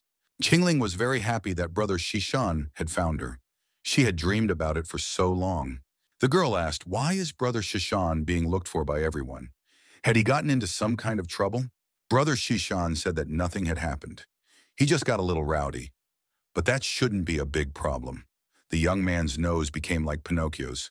The young man said, he doesn't understand why all these old men are freaking out. Zhou Changshui took some food from the bowl and asked, does the girl really eat this? It seems like her master doesn't really care about her. After all, this food is disgusting. Qingling said that her master hasn't visited for 3 days. This is not humane. Zhu Kangsui said that they can't waste a minute, and added for the girl to follow him. The young man led the girl out of the confinement and brought her to Elder Zhou's residence. Shizhen was still taking baths. Shizhen asked what was going on. Zhou Changsui said that Shizhen should look after her. He himself would take care of more important things. The young man stepped outside the area and followed into the forest. He was interested in the defense field. He didn't realize that the defense field could only protect the inner gates, but those in the non-gates they had completely forgotten. Suddenly in the forest, Zhu Changshui saw the shadow of a stranger. He looked very suspicious. The young man bravely walked to the middle of the lawn and said, it seems to him that Mr. First Place in all tests doesn't know manners. The mysterious Mr. in the dark cloak stared intently at the unwelcome interlocutor. The young man determined that he had the 8th level of the primordial existence realm. He was 1 cultivation level higher than Meng Nianqing. The stranger asked if the guy in front of him was the guy who stole the pills. Zhu Changshui inquired, was the person in front of him one of Huang Tianlin's men? The hooded man said that he wasn't going to answer the young man's questions. He is here to take the one with him. A strange blue flame appeared in the stranger's palm. The hooded man tried to attack our hero. Ju Chang-sui repelled this attack and deactivated his opponent's actions. The young man responded by attacking the hooded man. The man wondered, what kind of attack was this? Blood came out of his mouth and he lost consciousness. Ju Chang-sui picked up the stranger in his arms and decided to carry him to another place. Shijin shouted that everything was lost now. The girl shouldn't have seen him while he was in the bathroom. He didn't know how he should go on with his life. Wang Shishan appeared in front of the young men. He was holding the emotionless body of a stranger in a black cloak in his arms. Shijin asked what happened to his friend. Why did he bring him to him unknowingly? Did he have no respect for him at all? Zhou Changshui asked why Shijin was talking about an obscure maiden. Did he advise the young man to take a bath without closing the doors? Shijin said, apologizing that he didn't mean that, and he doesn't want to voluntarily take those baths. Zhou Tangshui said that half of his body was underwater anyway. It's unclear why he's so nervous about this. Shijin asked, who is in Shishin's arms this time? The young man replied, it's the one who ranked first when entering the sect. Everyone present realized that the person in question was Heng Fei. They say that this guy was elected to the inner gate, and then he went to the bone cave to train. So it's time to clear something up with him.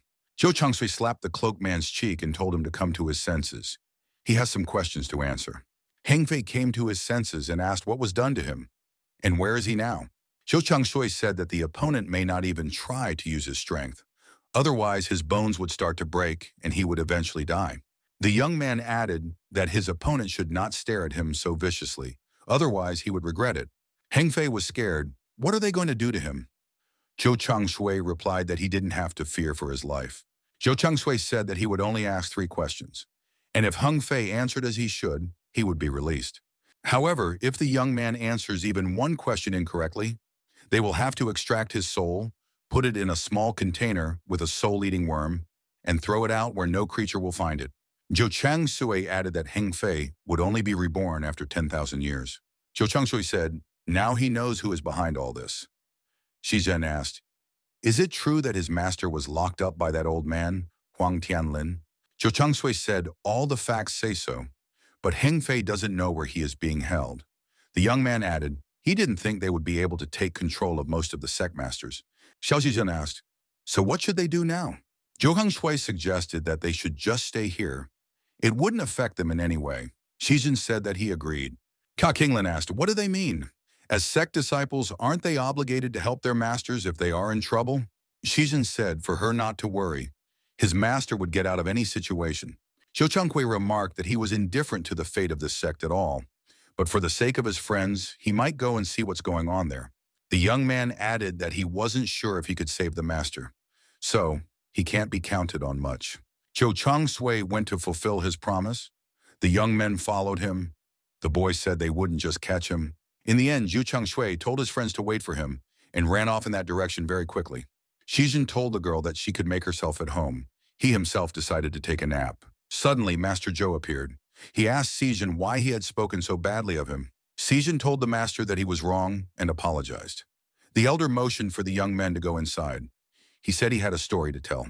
The girl said that Shishan's brother had left. The elder replied that the young man would not be lost. He asked if the girl liked him. Master Zhou asked Heng Fei, could he answer him a few questions? The young man looked out from behind the rock again. He thought that he had already reached the 12th level of the primordial existence realm, so even if he crossed paths with someone a level higher, he had a good chance of escaping. But something he was still wary of. The young man thought that if a true spirit realm master was on the other side, he would be in big trouble. The young man thought that now was the right time to create a spiritual shadow. A spiritual shadow didn't actually belong to the spirit spell class. He can't use his powers in this form, but it's an ideal technique for scouting. True, the spell doesn't last long.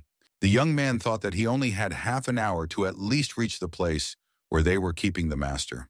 In the secret room, the necessary ritual was taking place. The man said that here and now he was proclaiming him as the new head of the Zhuantian sect. The young man said that he was obligated to accept the position of the head of the spiritual school. The boy said that the pearl sword should belong to him. The man remarked that it was a magical weapon, one of those belonging to the defenders of the mountain barrier. If it were to be given away, what would happen to the mountain squad?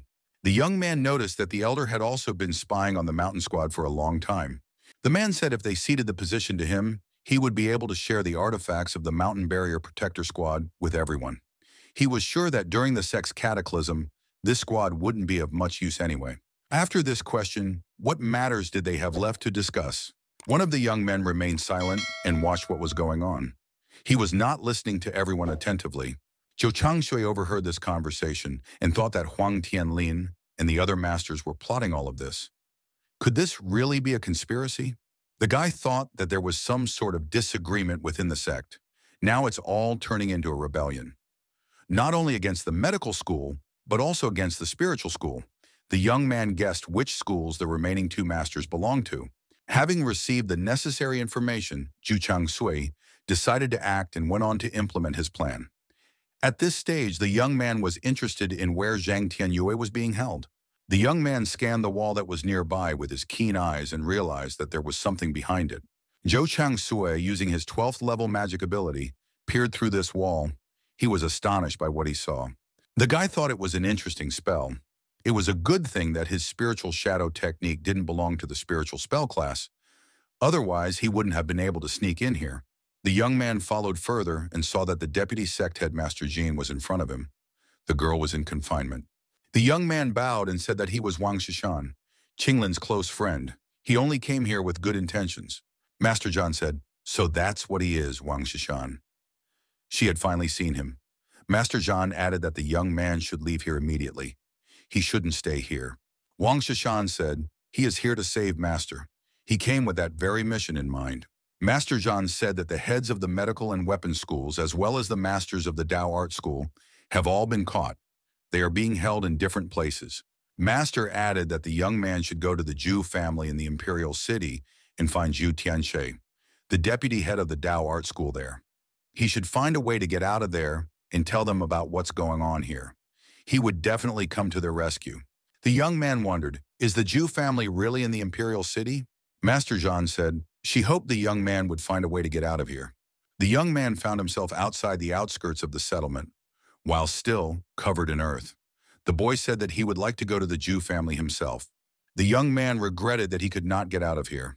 Suddenly, in the sky above the sect, the young man saw a huge monster. The boy tried to follow it. Who could it be? Master Zhou asked if Liu Tianming, the deputy head of the spiritual school, had decided to betray the sect. We'll have to get rid of him. Tianming said that he is only the deputy head. If he stays in this position, he will never be able to seize control of the sect. Also, he won't be able to obtain the Pearl Sword. The man added that he could sense the true spirit realm energy in his interlocutor, but he was still only a step away from breaking through. He laughed and decided to spiritually attack Elder Zhou. Elder Zhou was injured and began to bleed. He lowered his head. Zhizhen and Qingling cried out in fear. Standing on the roof of a neighboring house, Zhu Changshui was watching this scene. He saw the deputy head disappear. Zhou Hangshui walked over to Elder Zhou and his friends. Elder Zhou said that they should all follow him. Elder Zhou and the young men positioned themselves in the cave. The elder engaged in meditation and self-healing. The young woman asked Shishan what they should do now. The young man said that Master Zhou would obviously need some time to heal his wounds. Wang Shishan remembered about the girl he had freed from the dungeon under the bed. Tong Chai. The young man said there was someone he had in mind who could help them. Shishan told his friend to follow him.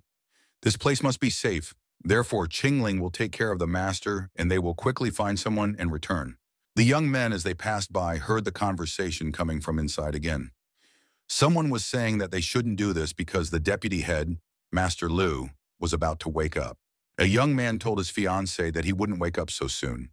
Uncle gave him some medicine so that he will recover his strength for a while, and he will sleep. The girl told the young man that she belonged to him for so long, therefore there should be no hurry. Uncle Juan said for them to be serious. They cannot make mistakes. The young man said there was no need to be afraid. Other than the outer gate master, most of the others were caught, and Master Zhou was seriously injured. Even if he recovered, he wouldn't be able to pass through here because of the protective barrier. The young man added, if his uncle was able to seize control of the sect, then no one else would be able to become a hindrance to them. The girl said that it should not be forgotten that Wang Shishan was left behind. After all, he was the one who replaced the plaques. He also robbed the medicine storage room. The young man replied that it was nothing.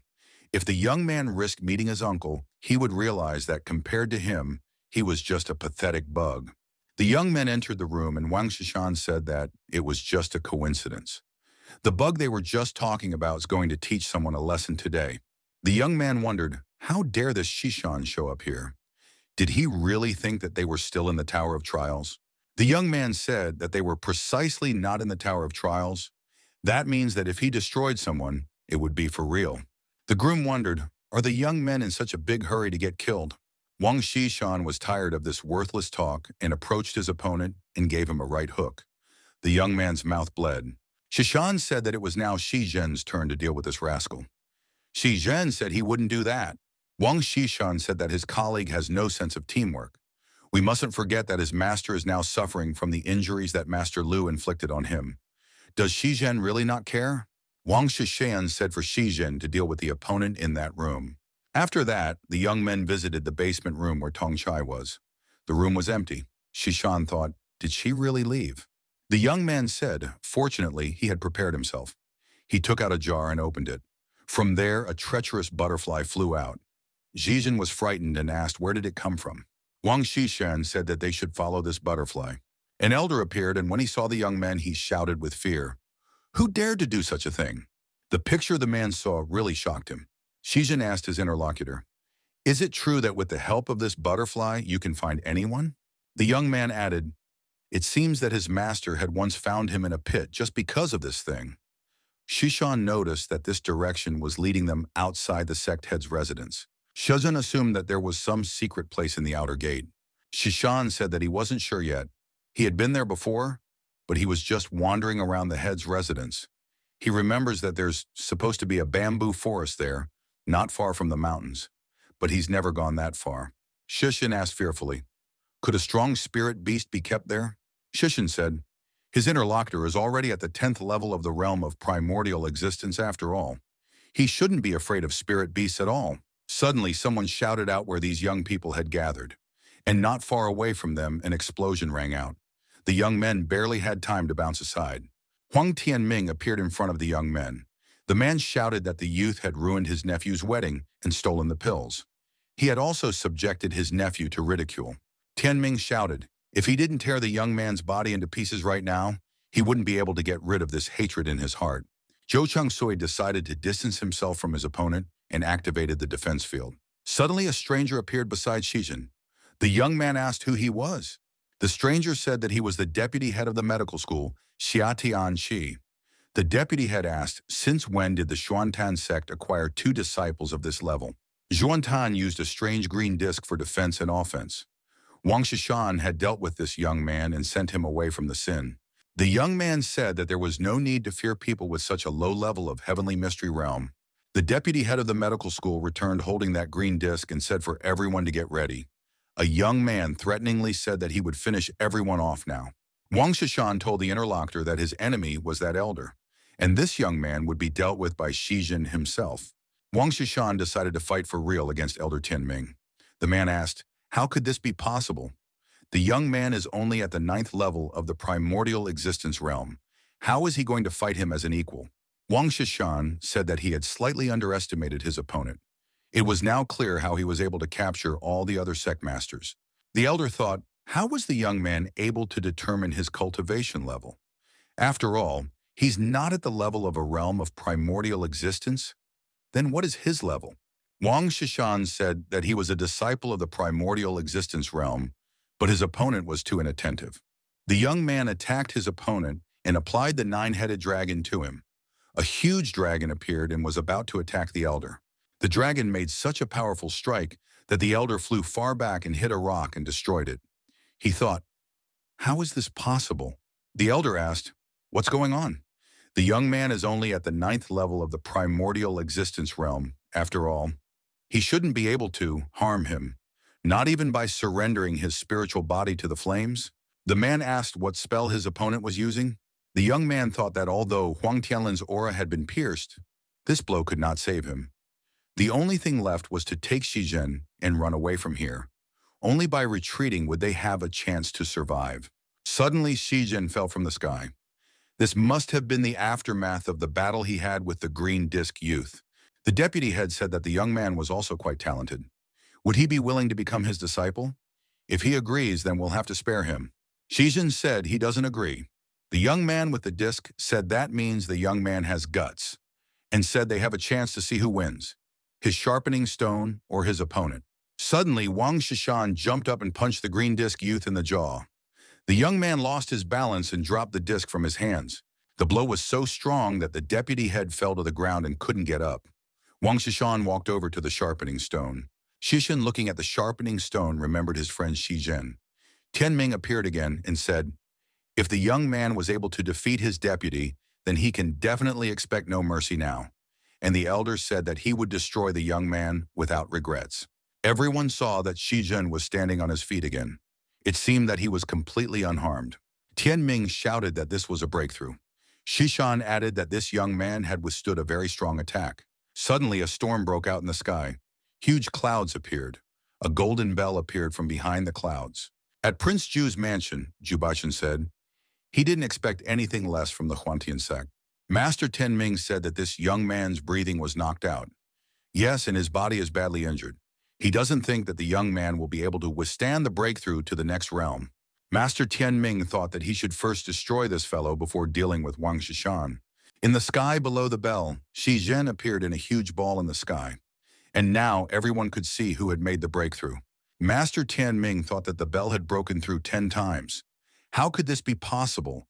Could this guy really be able to start a breakthrough at the 10th level? The hermit elder in the cave thought, could it be that someone is trying to make a breakthrough from only the 10th level? How many years had it been since he had seen something like this? The elder wondered what kind of genius was able to do such a thing. Zhou Changyue thought that he and Master Zhou had restrained Xiao Shizhen's cultivation to allow him to reach the ideal 12th level. But if his breakthrough had already begun, there was no turning back. Master Tianming said, he didn't know how the young man was able to start the transition to another realm from the 10th level, but from the looks of it, this young man might be about to perish. A powerful beam of light pierced through the clouds and struck the rocks. A huge explosion formed and a hole appeared in the rocks. The elder said, as he had predicted, this young man was most likely dead. Tianming said that it was now the young man's turn and rushed towards Zhu Changshui. Zhu Changshui thought, Shizhen found the time to stage a breakthrough. After all, they wanted to escape from here together. The young man said that there was no turning back now. It felt good to feel how much his strength had increased. The young man thought that in any case, now he would not have to endure the master's abuse. Thanks to this breakthrough, he would be able to study in peace. Angry old man, Master Tianming asked, are they really just going to flutter their tongues like this? Xiao Shizhen, who had greatly increased his strength, struck Tianming in the chest, and the man flew far back. Zhou Hangshui said, since his friend was able to successfully complete a breakthrough from the 10th level of the primordial existence realm, his strength now reached around the middle of the heavenly mysteries realm. The young man thought that this old man was half a step away from the true spirit realm. If he wasn't injured and he wasn't overwhelmed by the breakthrough strength, there would be no chance of fighting the old man. He couldn't understand how this was possible, breaking through to the realm of heavenly mysteries from only the 10th level. He thought that such a thing was only possible in legends. Shizhen asked if they were still too weak to fight this elder, then what would they do? Zhou Changshui replied that means it's his turn. He couldn't see any other way. The storm over the mountains continued. The clouds became even blacker. A new glowing sphere appeared in the air. Did the young man also decide to try to make a breakthrough? The elder couldn't understand, who were these youths? Shizhen replied that they were just disciples of the Xuantian sect. The man counted the 10 strikes of the bell again. He thought they were being bullied. After all, they must not be ordinary disciples. Who are they, really? Tianming said that his opponent had better come clean sooner rather than later, or he would destroy them all. The man heard the 11th strike. He shouted no matter how many levels his opponent reached, he would not let him survive the breakthrough ceremony. The elder activated the eye of the celestial turtle and said that the young man was about to die. The opponent used an 8th form scaly shield and repelled the old man's attack. The people on the ground heard the 12th strike. They couldn't understand what was really happening. Was such a thing possible? None of them had heard of such a thing before. Everyone was at a guess as to who was going to make a breakthrough this time, especially after the 12 strikes of the bell.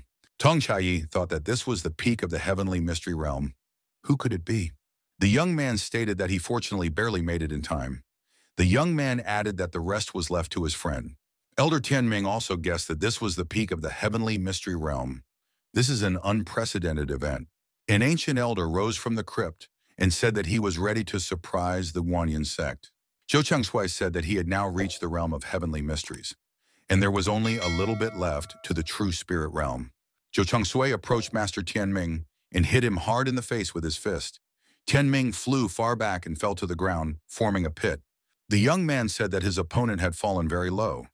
Why is he attacking people while they are going through the breakthrough ceremony?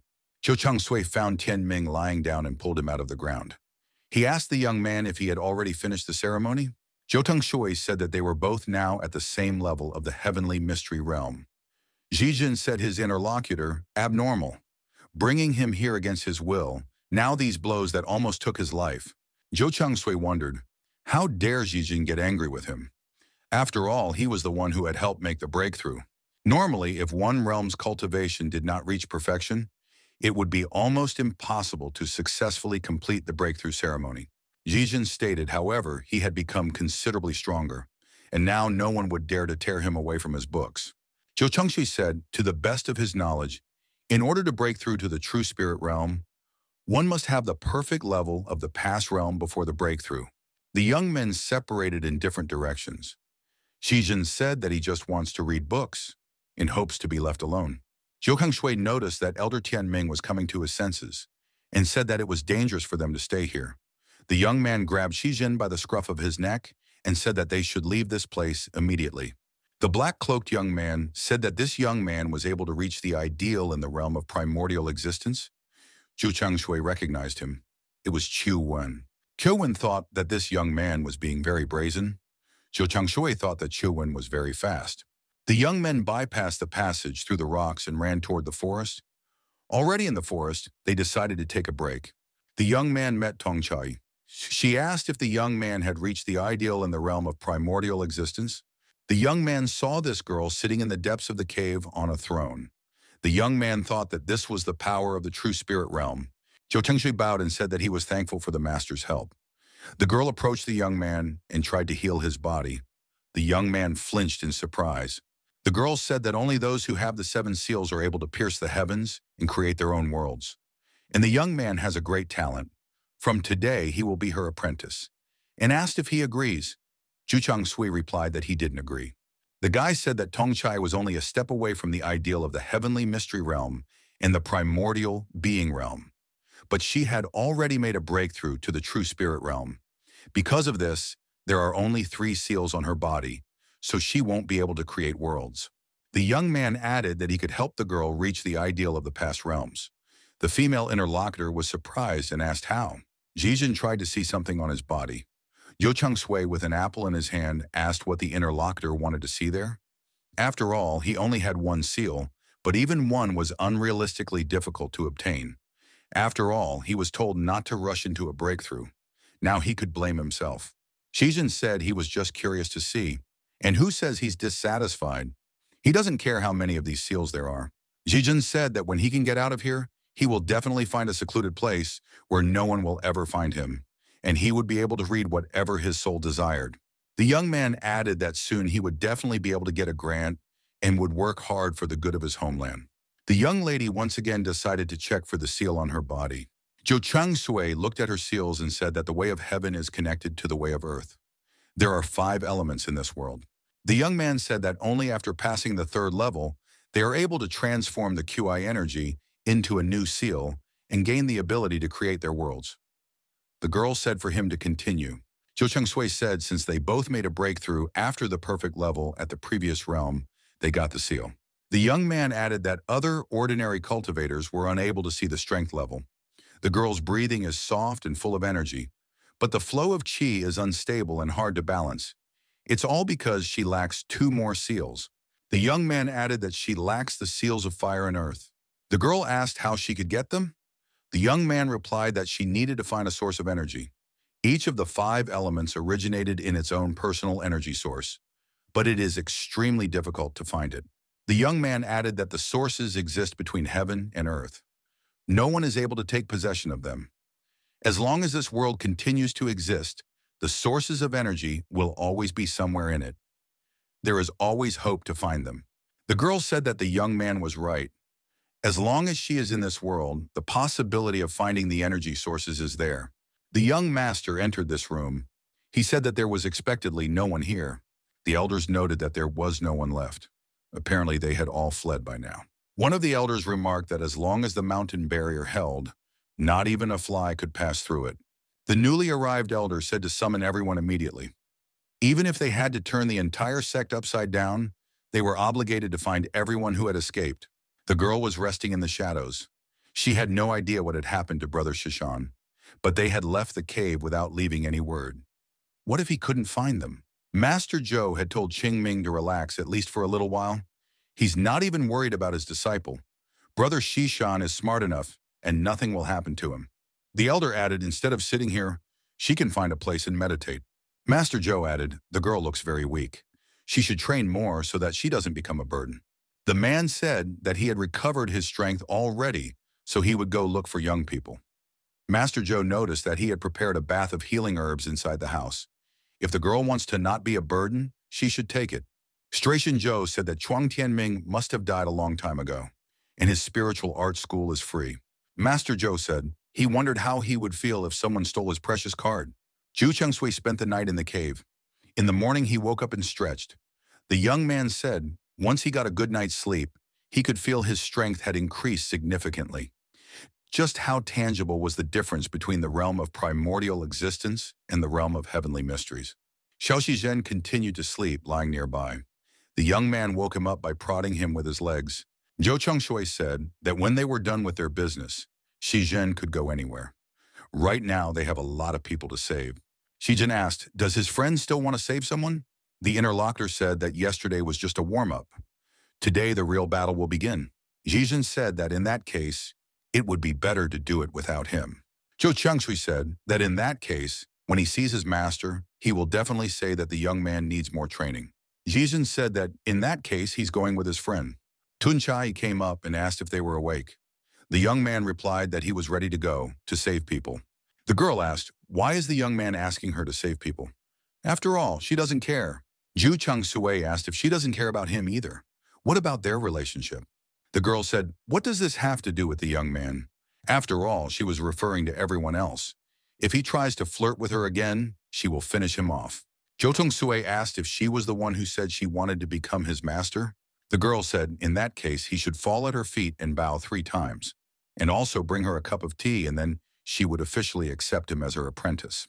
The young man defiantly took the cup of tea from the table and drank it himself. Shizhen thought that this was very uncool and could end badly. The girl said that he was a rascal.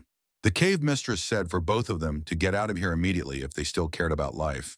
Zhou Chengshui returned and kissed the girl on the lips. After that, he turned around and ran after his buddy. The girl called him a jerk. The young men walked through the forest. Shizhen asked, so is this the forest behind the Xuantian Sex Mountain? That forbidden place. Zhou Chengshui continued walking in silence. Shizhen asked, what does his interlocutor want to find here? Zhou Chengshui said for Shizhen to wait for him here. He was interested in where the strange fog came from. The young man said, now it makes sense why no one comes here. While waiting for his friend, Shizhen drew animal figures in the sand. He didn't understand either. Where did this strange fog come from here? Zhou Chengshui suggested that Shizhen go inside and check what was there. The young man agreed. He said he would be back soon. The young man thought that there were no trees or rocks in the fog. It seems that this forbidden land was originally some sort of magical weapon. Getting into it is quite difficult. The sect never ceased to amaze the young man. Zhou Chengshui waited for his friend for a long time, but he never showed up. The young man decided that he should go look for him. The young man thought that this was not the place he had been before, and there was no sign of Shizhen at all. The young man walked into the fog and looked around. He found the arrangement here very striking. The fog seemed very strange to the young man inside.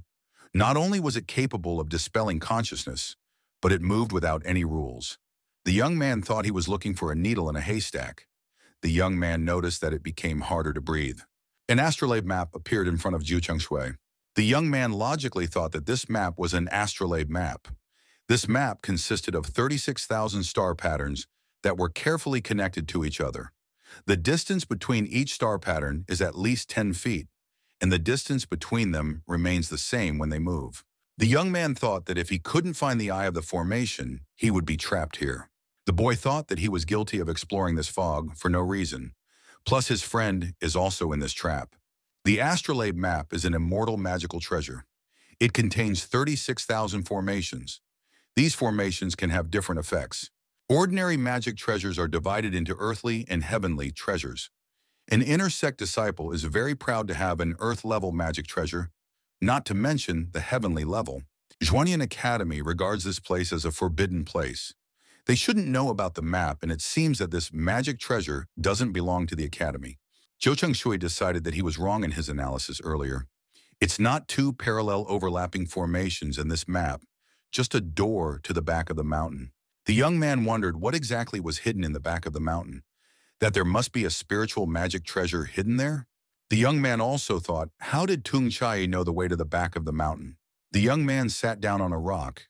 He thought that even if it wasn't a big secret, what good was it if he couldn't get out of this astrolabe map? The young man was surprised.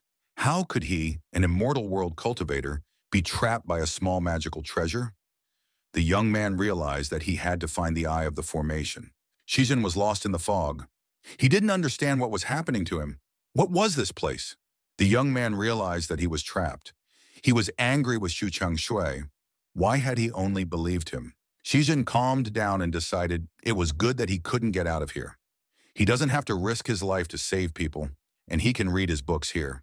Shizhen thought, just so long as this Zhou Chengshui doesn't come here, there's no need to save him. He can safely stay here for a while. Zhou Chengshui was running around like an eagle through the forest and counting. The young man stopped exhausted near a rock and leaned on it. He decided that he had found the eye of the formation after all. Looking at this formation eye, the guy thought that it was an unnecessary spirit magic treasure. The previous owner must have died. Otherwise, he would have taken it with him.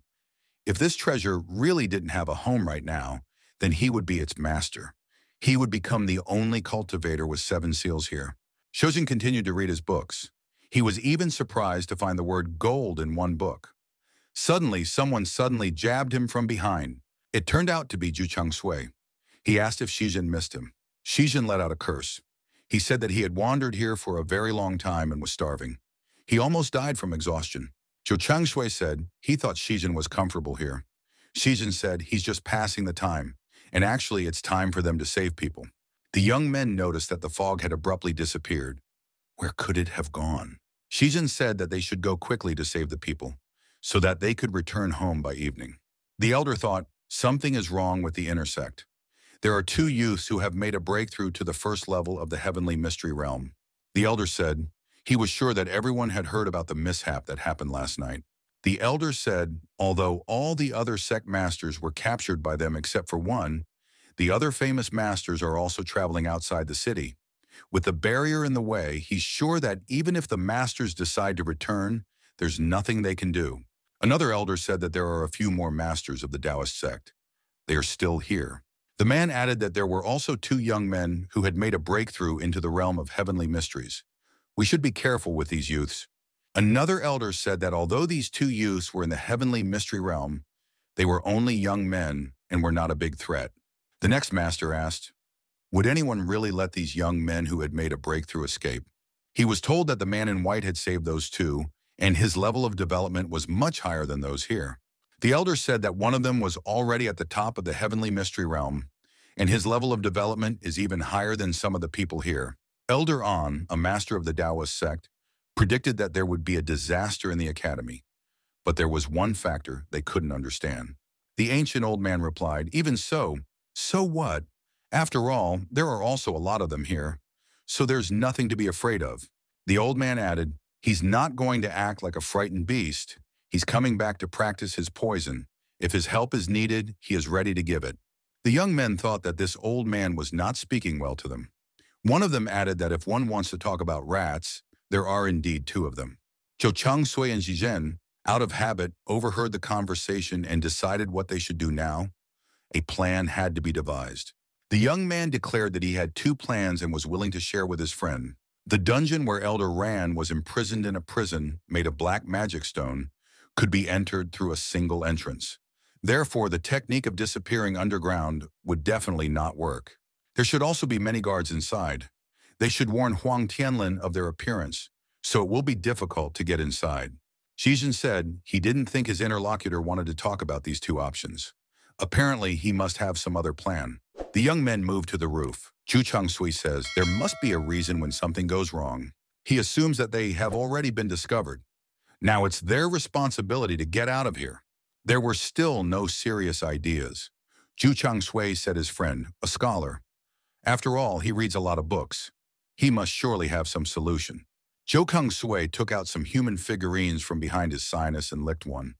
He offered to do the same with the second one to his friend. Xijin didn't want to do it. Then Zhu Changsui leaned the figurine against the young man's face and helped him do it. After that, the young man threw the figurines off the roof and they flew down. Zhu Changsui recited an incantation. After that, the figures smoothly descended to the ground and transformed into their masters. Zhu Changshui and Xijin found themselves on the ground. This was a well-tested method of moving with spells. Xijin was surprised after all. This was a low-grade spell. Could it really be used to fool the opponents? Zhou Changshui drew his comrades' attention to the fact that there was a thunderous formation in the courtyard, and they must not act recklessly. Suddenly, an elder appeared from above them and said that these youngsters had played enough, and now they could go inside. Another elder appeared in front of the young men with an axe on his shoulder. He asked, "Are these really the same young men?" The young men realized that they had been ambushed. The ring was shrinking. Around them were the elders. The elder with the axe said they needed 4 men to surround these young men. His colleague added that they should not underestimate these young men. They had advanced into the realm of heavenly mysteries, and both of them had made a breakthrough to the primordial existence. Someone said that these two are very strange, and they don't have time to waste on these youngsters. Maybe they should just be destroyed. Zhu Changsui was telling his associate how they would proceed now, and paid attention to where the people around them were. Xijin was upset. He said that old men were surrounding them. Aren't they ashamed of themselves? The girl with weapons in her hands shouted for the young man not to be so arrogant, and rushed straight towards them. Xijin used his crowning blow, and the active elder, who took the initiative, was thrown far back. The man with the axe on his shoulder said that it was a disgrace, and offered to rectify the situation. He said that he would do it himself now. Zhou Hengsui said that he had seen this elder's abilities, and they would run away if he tried to attack them. The axe-wielding elder said that this was the perfect moment to show his abilities to everyone. He decided to attack the young men after all. Suddenly, 2 girls appeared over the roof of a neighboring house in the sphere. Their appearance was strange. Xijin asked his friend, how did he know that someone would help them? Zhou Changshui replied that it wasn't these girls he had in mind. Elder Zhou also happened to be on the roof. He said that he was just trying to put on a show, but he didn't have time for that right now. The young men thought, finally he has come. Zhou Changwei thought that when he first met this person, Nian Qing, he was only at the 7th level. However, right now, he was already at the 9th level. Zhou Qingshui thought that the last time he saw this girl was at a wedding. It looked like she had gone through a great adventure to make such progress in a short time. One of the elders said that if that was the case, they wouldn't have to go through all the trouble to find them. The axe-wielding elder said that he would wait for his colleague inside. Elder Zhou asked his dear disciple who authorized him to make an early breakthrough. Zhou Changsui told the elder not to blame his disciple. If he hadn't made the breakthrough, both of them might be dead right now. Elder Zhou said that he would settle the score with him. Zhou Changsui added that he could help with that, if the man could get out of here alive. The girl told Zhu Changsui to remember to find her. The young men separated. Xijin asked if his interlocutor knew the woman. Zhu Changshui replied that the young man would not be able to understand his family's private affairs. The young men decided to waste no time and went inside. Zhu Changshui asked where did the others go. Xijin replied that the dean's house is a spiritual treasure, just like the heavenly tower. It has many spatial dimensions. Elder Zhou said that this place was originally used to test and select masters of the Taoist sect, and he didn't expect to enter here a second time. He thinks that there are several other sect masters imprisoned here. They can say that this mission is to save the masters and also to save Zhuantian Academy. The elder once again asked, did the young men think it over carefully enough before entering? Zhou Changshui thought that he just wanted to help Qingling. to save his master. Shizhen thought that he just wanted to read. The elder said that in that case they enter first. Zhou Changshui found himself at the edge of a huge and deep well. The elder said he didn't know what the young man's problem was, but he couldn't blame him for wanting to die. The elder ordered the formation to be opened. The young man thought that this thing was very difficult to control. This place was the best area for a Taoist sect master. It contained many formations. There was no definite formation of different levels of complexity here. The elder said that this formation must be revealed within 1 hour. Otherwise, it will push the opponents into the abyss behind. Although it wouldn't be fatal, but as punishment, he would suffer severe mental anguish. Zhou Changshui thought, what was the difference between capturing and suppressing his mind? The young man replied, in that case, why doesn't he live another hour? Zhou Changshui noticed that the light shield was actually getting bigger. He couldn't stand still all the time and do nothing. The young man swung around and struck the light shield. After the strike, there was an instant reaction from the light shield, and the young man flew off in the opposite direction. The young man said as expected, this shield cannot be broken by brute force alone. Zhou Changshui did not calm down and said that he would try another method. The young man jumped high up. It seemed to the young man that there was a spiritual pressure in this space. This position was already at its limit. The young man, while inside this cylinder, asked the elder if the old man could give him a clue. Why does he remain silent even when asked by a Taoist sect master? Something seemed strange to the young man. He thought that he should try to take another look at it. The boy lowered himself down to the bottom of the stone well and saw an elder inside the light cylinder. The young man thought he saw a turtle shield formation in front of him. A turtle shield formation, it is a very strong defense formation. The larger it is, the more powerful it is. The peculiarity of this formation is that the light shield is enlarged and strengthened. The young man attempted a weak strike. It was only just to test it. The strike seemed to be reflected, but he didn't notice it. The young man said that he knew this formation, so there shouldn't be a problem. The elder wondered if the young man knew about this formation. Although the formation is very strong, but it has quite a few flaws. Therefore, it's not that high ranked. Zhou Changshui added that this kind of terrain elevates these flaws to the absolute. The elder said to be less words and more deeds. If he is so sure of himself, then let him try to destroy it. Zhou Changshui stated that, in that case, one finger would be enough for him. The young man raised his finger forward and moved closer to this formation. He knew what he was going to do. The elder wondered, how did the young man know about this formation? Even though the turtle shield was not a high-level formation, it was one of the most complex formations. Zhou Changshui added that, in that case, it was also a broken formation. Could it be that he had acquired it at a sale? The young man wagged his finger and said that he had everything ready. The elder asked what he had conjured up. Zhou Changshui remarked meaningfully that for every formation, there was a way to destroy it. The turtle shield, despite its incomparable strength, was vulnerable until it opened completely. So, in the hour allotted to him, the formation should be fully open and dislodge him from the platform. The elder wondered, how did the young man know so much? The lad reminded him that any formation can be destroyed. The young man said that he had just created a dispelling spell and asked the elder how much longer could this defective shield last? The man thought it couldn't be. After all, this is the Dean's testing ground. Only a Taoist of the heavenly mystery realm level could destroy the formation. The elder said, does the young man really dream of destroying the turtle shield formation? He won't be able to do that. He'd better give up in a good way. The young man said that the final touch was left. He made a few manipulations with his hands and the deed was done.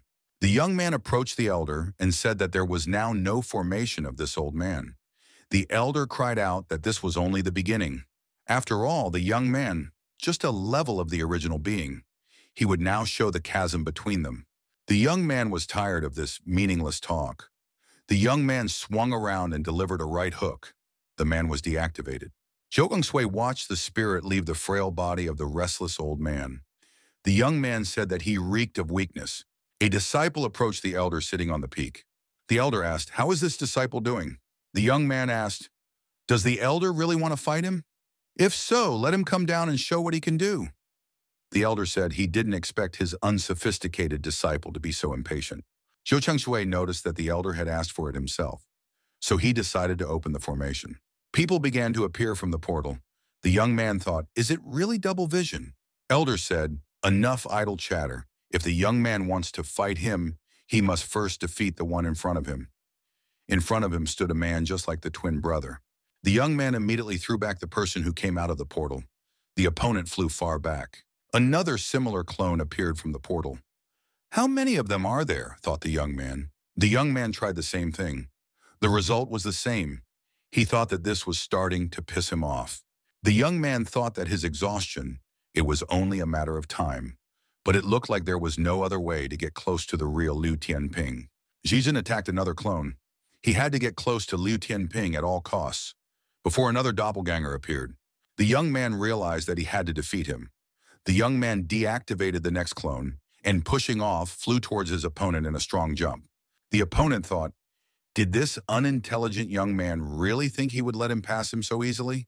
The young man found himself next to his opponent on the tower and said that was exactly what he thought. Once again, it was all over again. With Shi Zhen, this was the 98th time. The young man didn't give up hope. The elder said he didn't think the disciple could handle more than a few doubles. He'd better give up, because it's getting boring. The young man noticed that with each new exit from the portal, the doppelgangers were getting stronger and stronger.